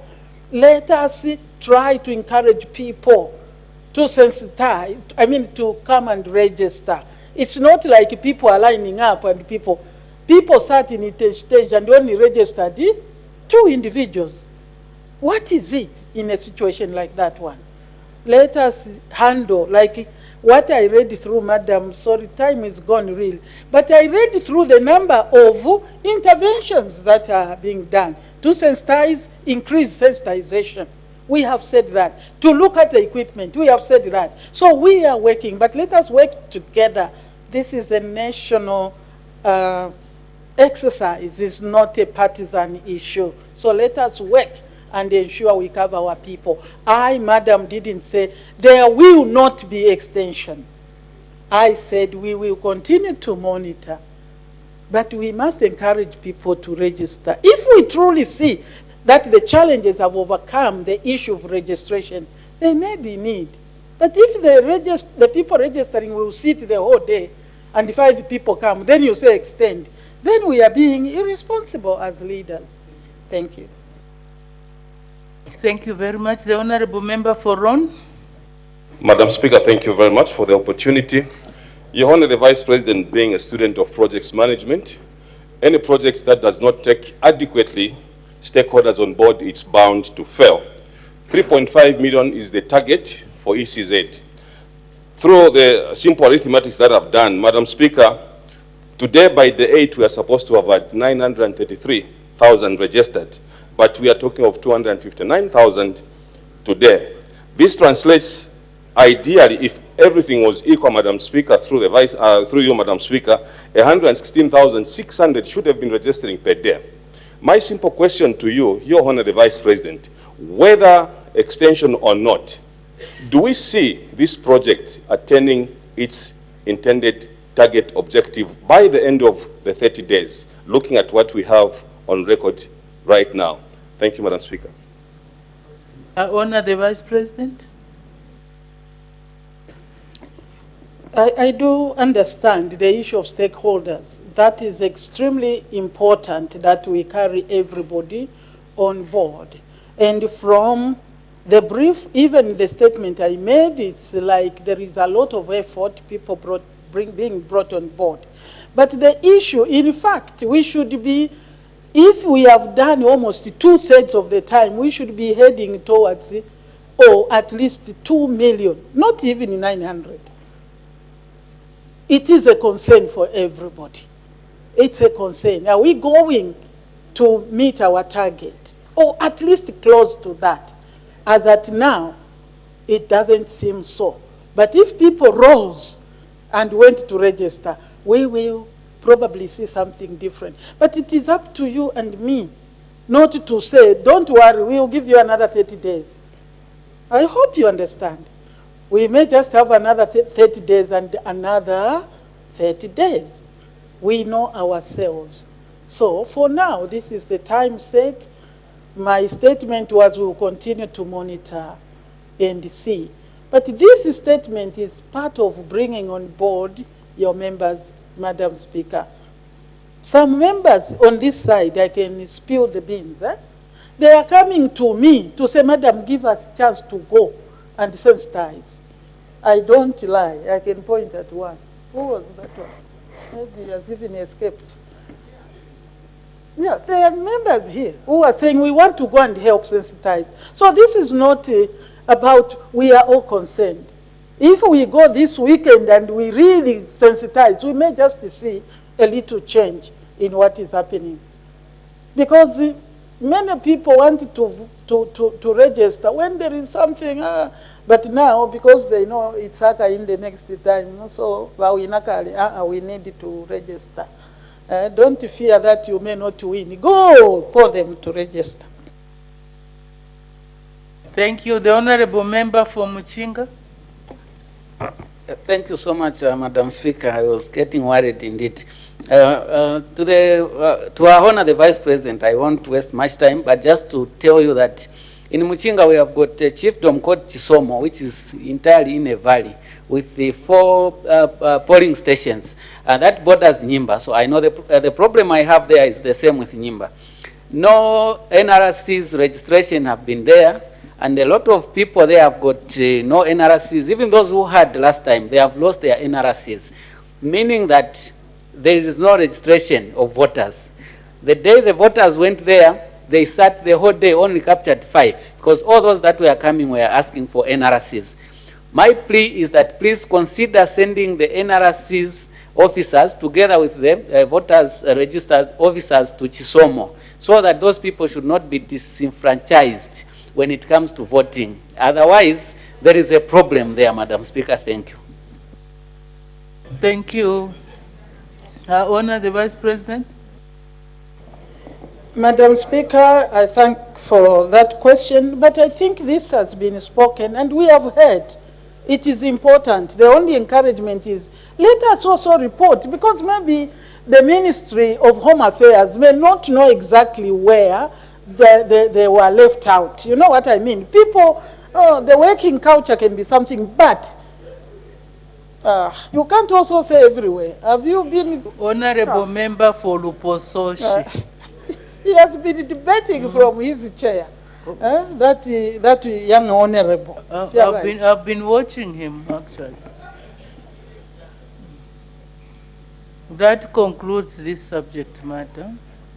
Unfortunately, there are so many indications. All we need to do, like Her Honor the Vice President has said, let us engage. Honorable members, take time, go to your constituencies, encourage your people to register. Engage the ministry, engage. Complaining only will not help. So let's continue engaging. Let's make progress. I've also permitted the Honorable Minister of Water Development and Sanitation to present a ministerial statement. The Honorable Minister of Water Development and Sanitation.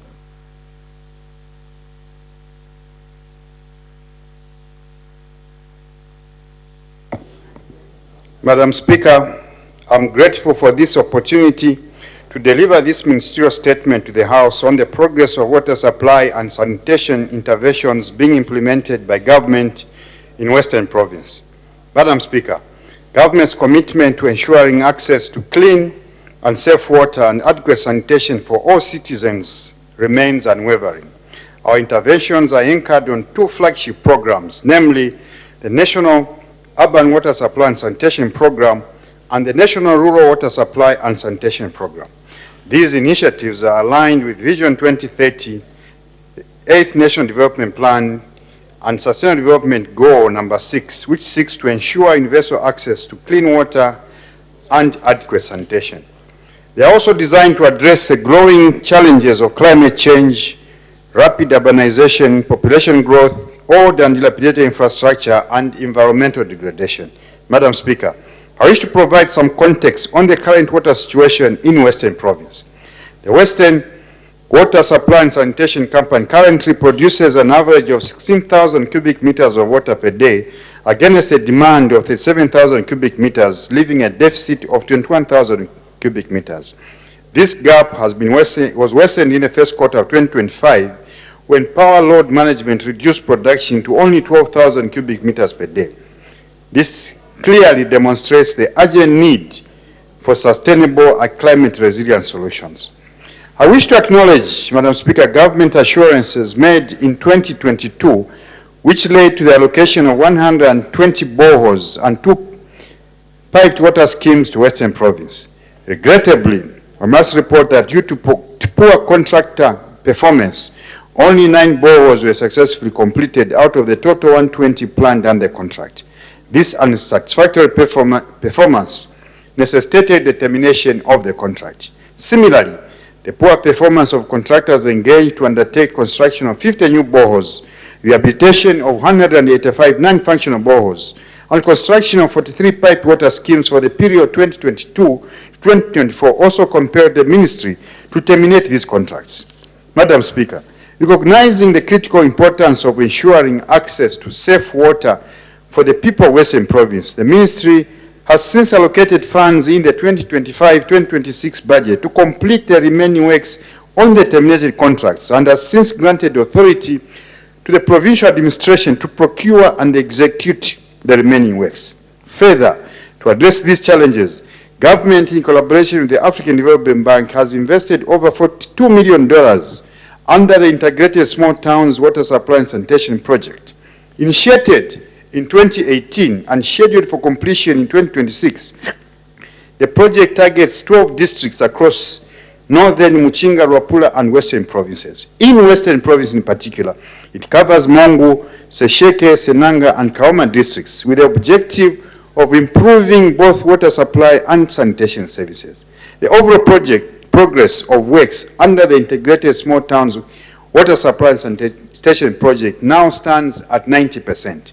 Madam Speaker, allow me now to highlight some specific interventions district by district. In Mongu, with a population of over 200,000, Mongu's demand is projected to reach 20,000 meter cubed per day by 2026.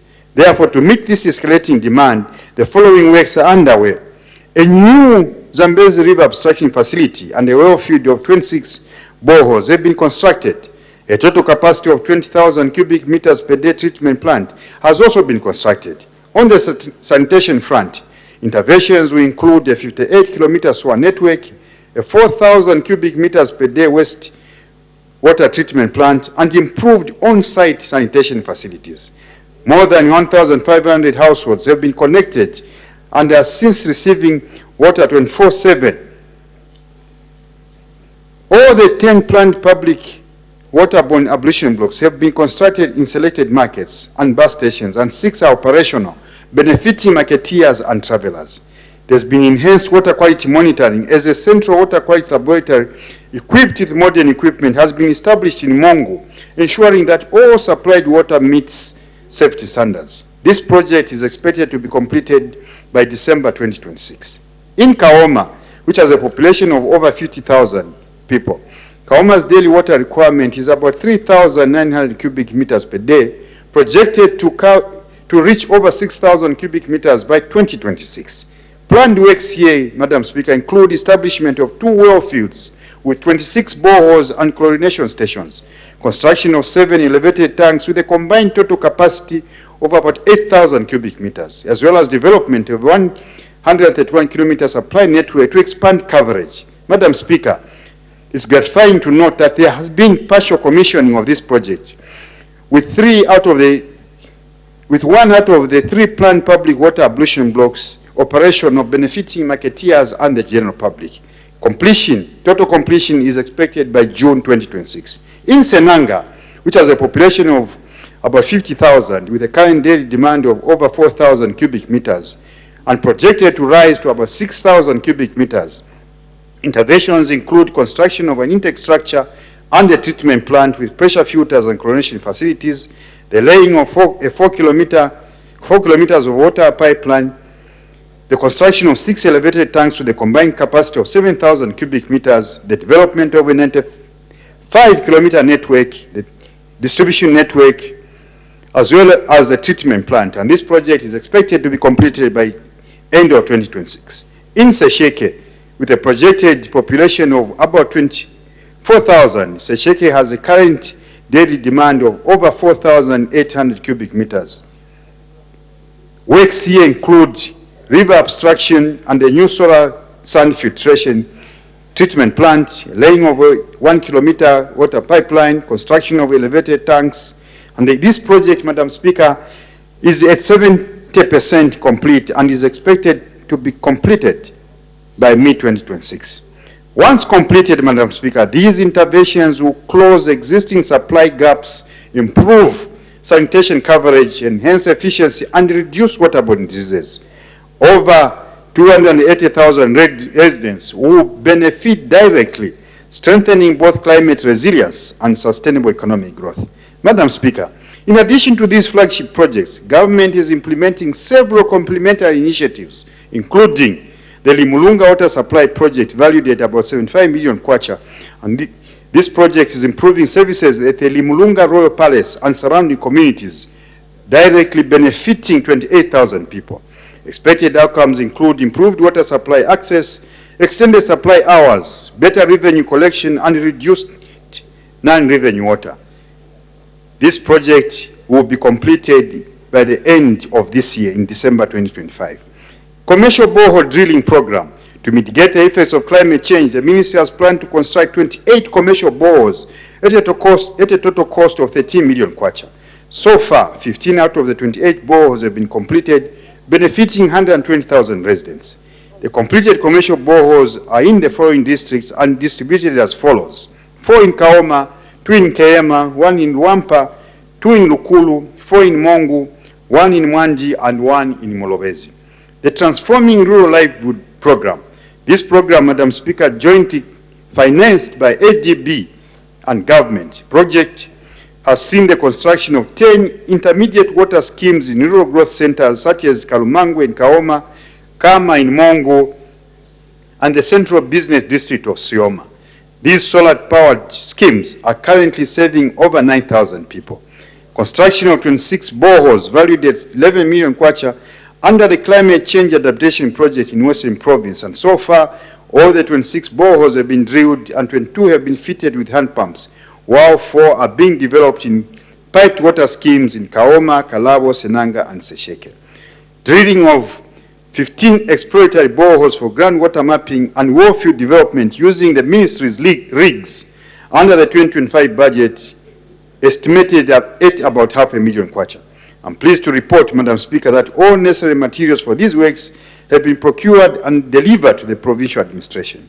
Construction of 113 boreholes for water supply at a total cost of 25 million kwacha, which will subsequently be upgraded to solar-powered piped water schemes, with the project currently at 35% and scheduled for completion in March 2026. Madam Speaker, we've also seen an increase in projects being supported by CDF. Through CDF, several local projects are underway, including new tanks in Katima Mulilo, Sioma, and Shangombo, as well as new schemes in Nalwei, enhancing community participation and ownership. Madam Speaker, we have also safeguarded water sources by planting indigenous trees in Mongu, Kaoma, Senanga, and Sesheke. Additional measures include well field mapping, recharge zone delineation, and pollution risk assessments with support from cooperating partners. On the water harvesting front, Madam Speaker, the Ministry has undertaken water harvesting interventions in Western Province, which include the rehabilitation of Kabombwa Dam in Kayama District at a total cost of 8 million kwacha, which is ready for commissioning, and the Navowa Dam in Kawama District at a cost of 1.3 million kwacha. With regards to maintenance of dams, my ministry in 2024 disbursed funds to the provincial administration to maintain 8 dams whose works have been completed. What are the pipeline projects in Western Province? These include the Libonda Water Supply Project in Kalabo District, which will be done at a cost of 16 million kwacha, and a similar water supply project shall be undertaken in Alolo District at a cost of 20 million kwacha. In addition, the World Bank under the Performance for Results Program will finance infrastructure rehabilitation in Kalabo and Lukulu at a total cost of 6 million kwacha. Madam Speaker, these interventions are a testament to government's firm commitment to climate resilience, inclusive development, and sustainable service delivery in the water and sanitation sector. They represent not only infrastructure development, but also an investment in public health, economic productivity, and the dignity of our people. Whilst waiting to complete the above interventions, the Ministry has been steadfast in responding to emergencies that arose to ensure minimum water supply intervention disruptions to communities despite the old infrastructure. Notable interventions include Shangombo District, where the recent collapse of the elevated storage tank was repaired and the chlorinator was purchased to ensure safe and high-quality water at a cost of 1 million kwacha. In Kalabo District, as a result of power supply instabilities, the complete intake pump system that supplies water to Kalabo residents was blown up. The Ministry has since acquired pumps and rehabilitated the floating intake at a total cost of 1.5 million kwacha. In Kaoma District, as the commissioning of the new supply project under the integrated small water supply projects being awaited, the Ministry has kept the existing operation by providing new pumps to the utility at a cost of 1 million kwacha. Madam Speaker, in an effort to maintain the current infrastructure in Kayama, the Ministry has procured borehole pumps at a cost of 1 million kwacha.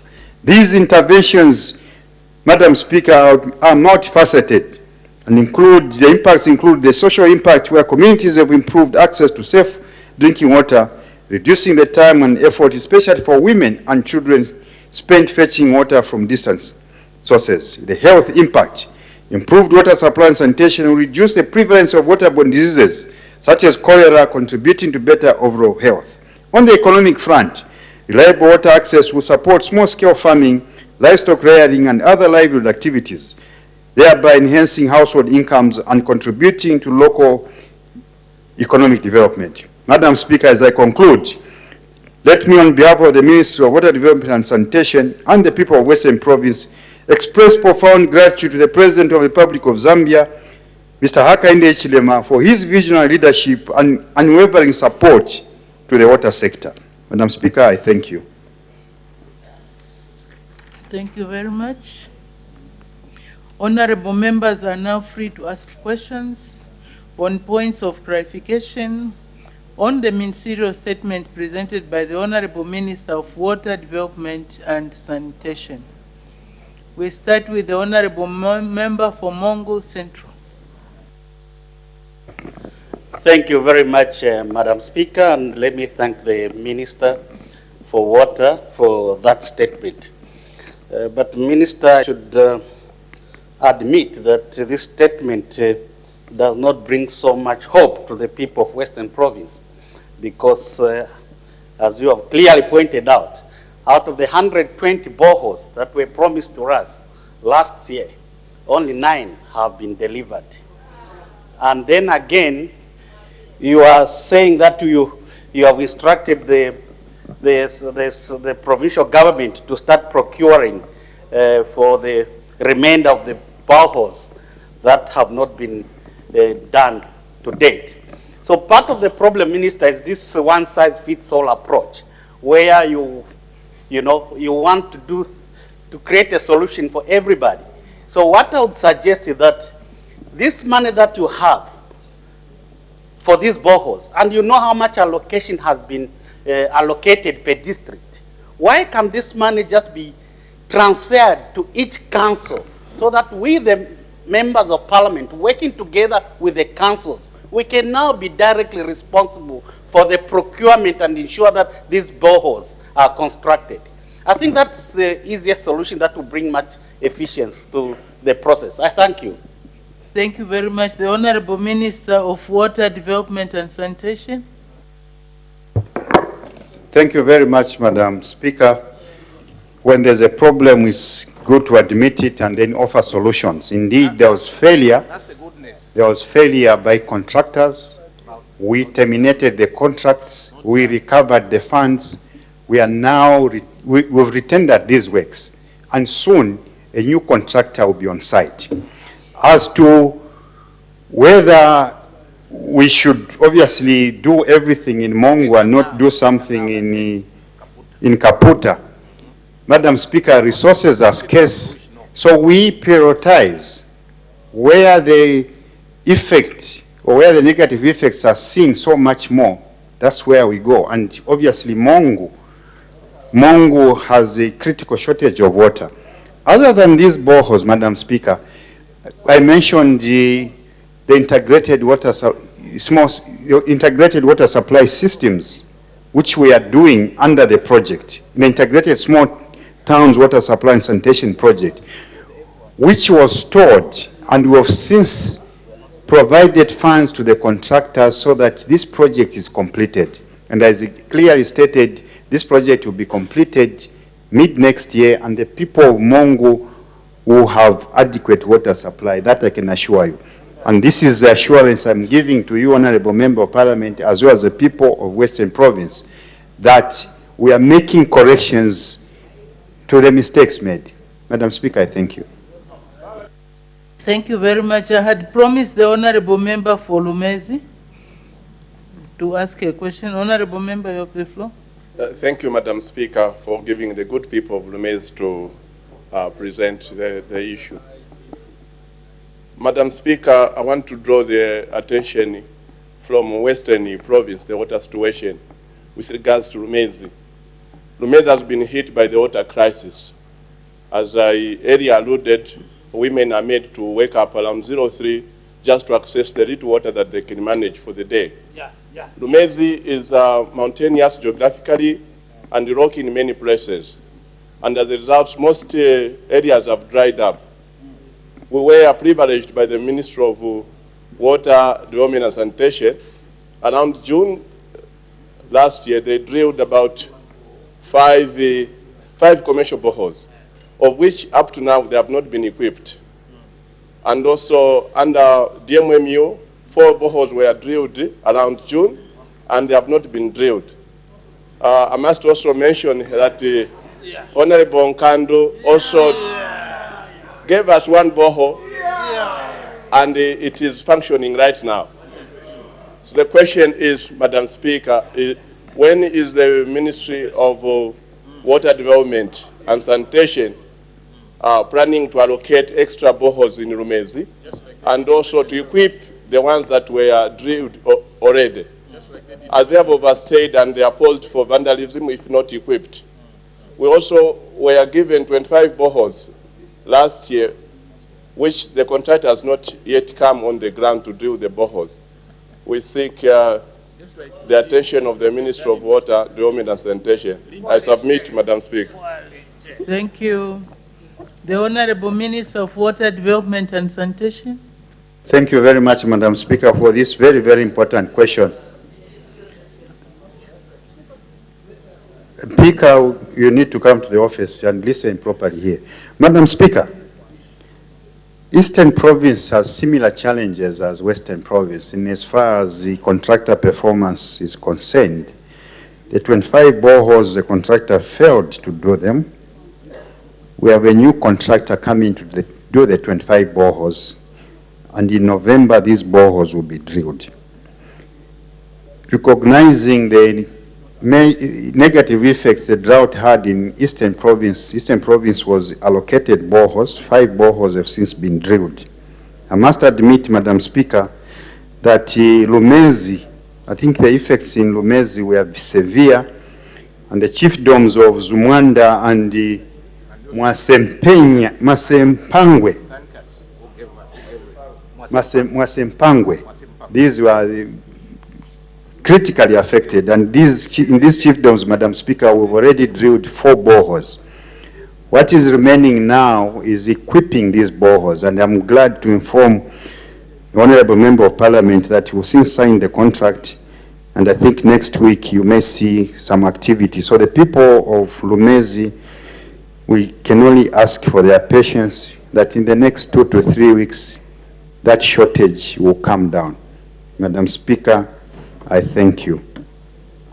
Thank you very much. The Honorable Member for Mulobezi.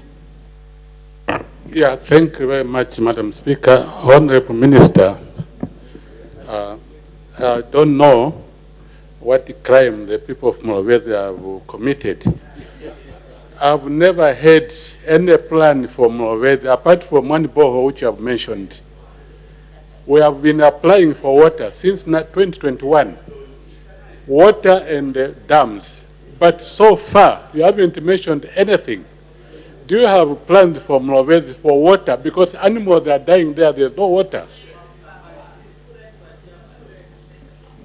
Honorable Minister, do you have plans for Mulobezi apart from that one borehole? Because even the old boreholes which are not working, just which requires washers and just simple simple spares, they are not working. What plan do you have even to rehabilitate the boreholes which are already existing? Thank you, Honorable Minister. Thank you. Honorable members, can we tone down, please? There's too much talking and debating while we are seated. The Honorable Minister of Water Development and Sanitation. Thank you very much, Madam Speaker. The people of Mulobezi must be assured that this government will take water to Mulobezi. Because we have not drilled so many boreholes in Mulobezi, I promised the Member of Parliament that there will be 2 commercial boreholes to be drilled in Mulobezi very, very soon. As to the details, I can only invite the Member of Parliament to visit our offices so that we give him specifics.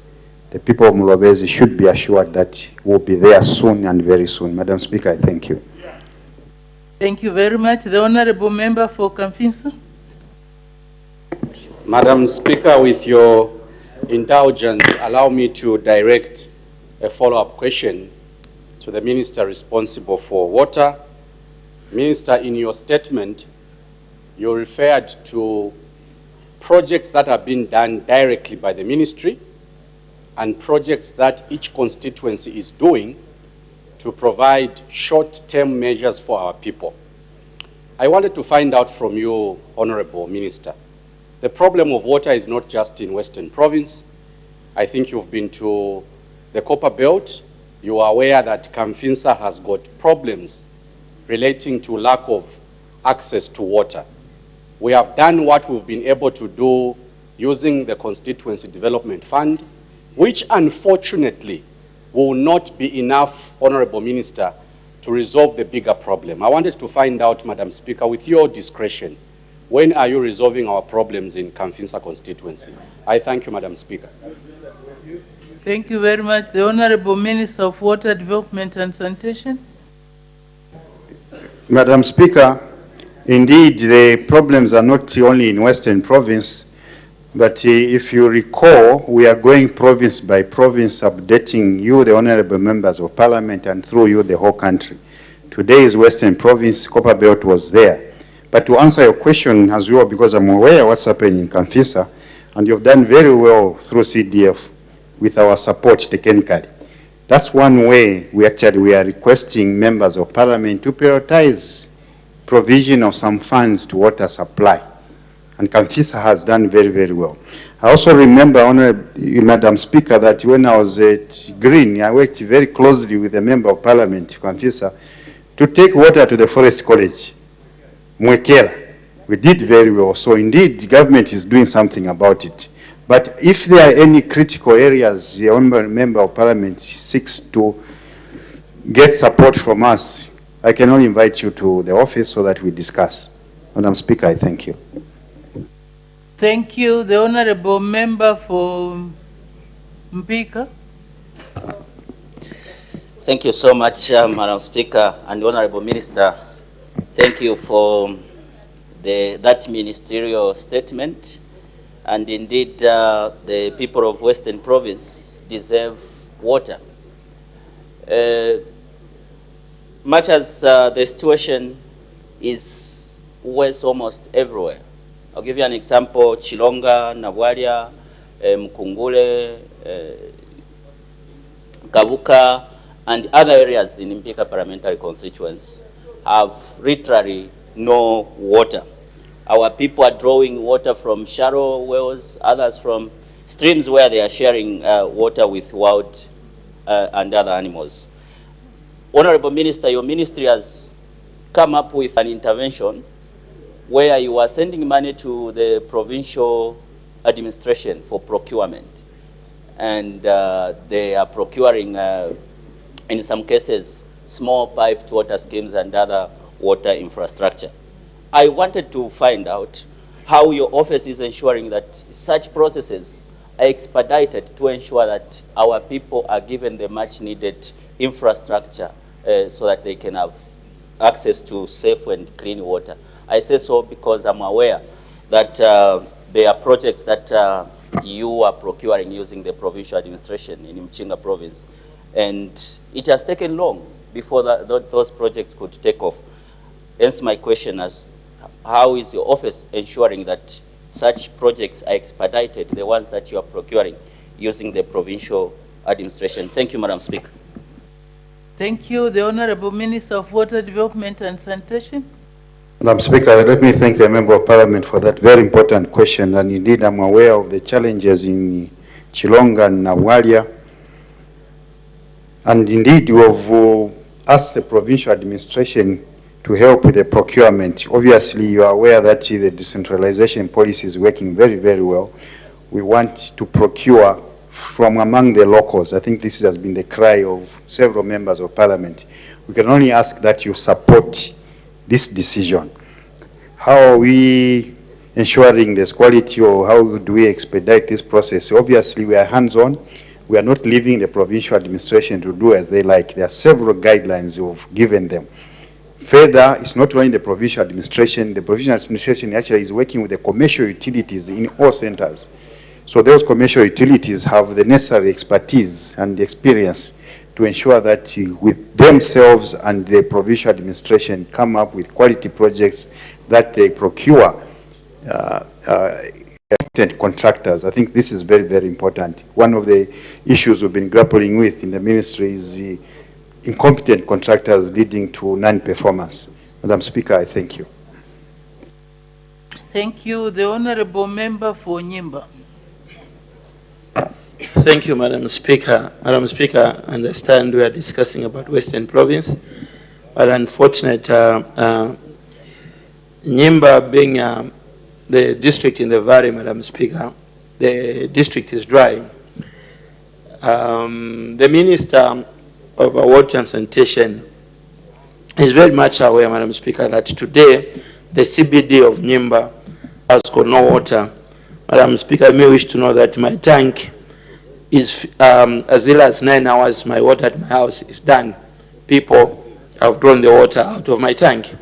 Now, Minister, in your spirit of trying to work so hard for the people of Nyimba, you signed a contract for 4 bores, or 4 mechanized bores, and you give us, let me use fake, the word you use, these fake or bogus contractors for Nyimba.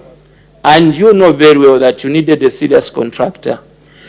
Minister, when are you going, or your officers, when are they going to stop giving us bogus contractors who move on site for a day, the following day the machine is broken down, and they can only repair that machine in Lusaka? They drive back 350 kilometers back to Lusaka.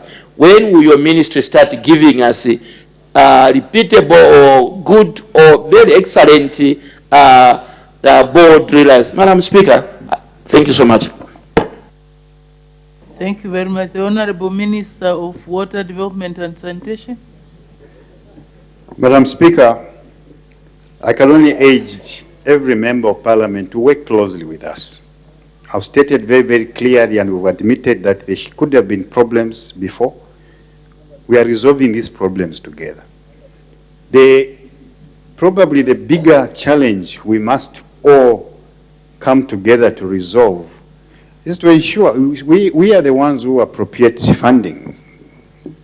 Let's get more funding to the ministry, because every member of parliament here is grappling with water stress in their constituencies. And it's worse now with climate change. We simply need more funding. Every member of parliament, Madam Speaker, here is crying for a dam, is crying for more boreholes, is crying for a commercial borehole. Every member in every constituency now, our rivers, our aquifers are being polluted. We need to protect them in every constituency. We all say water is life. So we are the givers of life here. Let's give life to our people. The issue of adequate water and adequate and safe water, the issue of adequate sanitation are critical issues for not only for ourselves but for our people. Let's ensure that we put money on the table for these interventions. Again, let me appeal to every member of parliament that the issue of water is a critical issue. So let's apportion a big part of our CDF on provision of water supply. The ministry is ready. The ministry is technically competent to design appropriate systems which will be of the right price, which will be constructed in the right quality, and we're able to ensure that the right costs are maintained. So let's work together. With the funds we have in the constituency, we can make a change, we can make a difference. And I can assure you, Madam Speaker, that we've done this in a lot of constituencies, 9 inclusive. Let's apportion some of that CDF to the supply of water, quality water, and adequate sanitation. Madam Speaker, I thank you. Thank you very much. Since this statement is concentrating more on the situation in Western Province, I'll use the remaining time to give opportunity to the members of parliament from Western Province to ask questions. Honorable Member for Sesheke. Thank you so much, Madam Speaker. Order, as the time is 16:40 hours. I suspend business for 20 minutes for a health break. Good afternoon. You are tuned into Parliament Television, and the House has just taken a 20 minutes health break, and just before the break,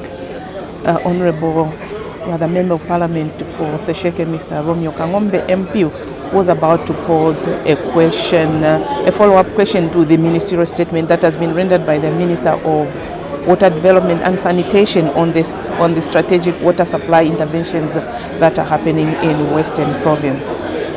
Yes, indeed, Pauline. And now we just take a look at some of the business that has been considered from the time business commenced at 14:30 hours. Madam Speaker did make some announcements.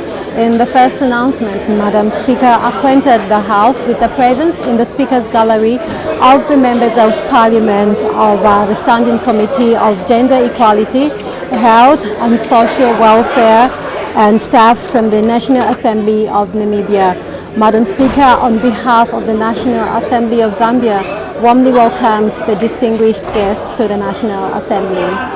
And in another announcement, the Honorable Madam Speaker informed the House that the annual general meeting of the IPU Interparliamentary Union Zambia National Group will be held on Monday, 10th November 2025 at 10 hours in the amphitheater at the Parliament buildings. And she urged all honorable members of Parliament to observe time and be ready to participate effectively in the AGM. Yes, indeed, Madam Speaker also recognized the presence in the public gallery of pupils and teachers from Chango School as well as Holy Cross Convent School in Lusaka District. Madam Speaker, on behalf of the National Assembly of Zambia, warmly welcomed the visitors to the National Assembly. Yes, after those announcements, Her Honor the Vice President did move a motion to suspend standing orders, that standing orders 167-2 of the National Assembly of Zambia Standing Orders 2024 be suspended to enable the Minister of Finance and National Planning to present the money bills in support of the 2026 national budget by Tuesday, 4th November 2025. Yes, and we also had the Vice President present a ministerial statement that was on the ongoing voter registration exercise. We will get to the details at a later stage, but just now we take a break. Keep watching Parliament Television.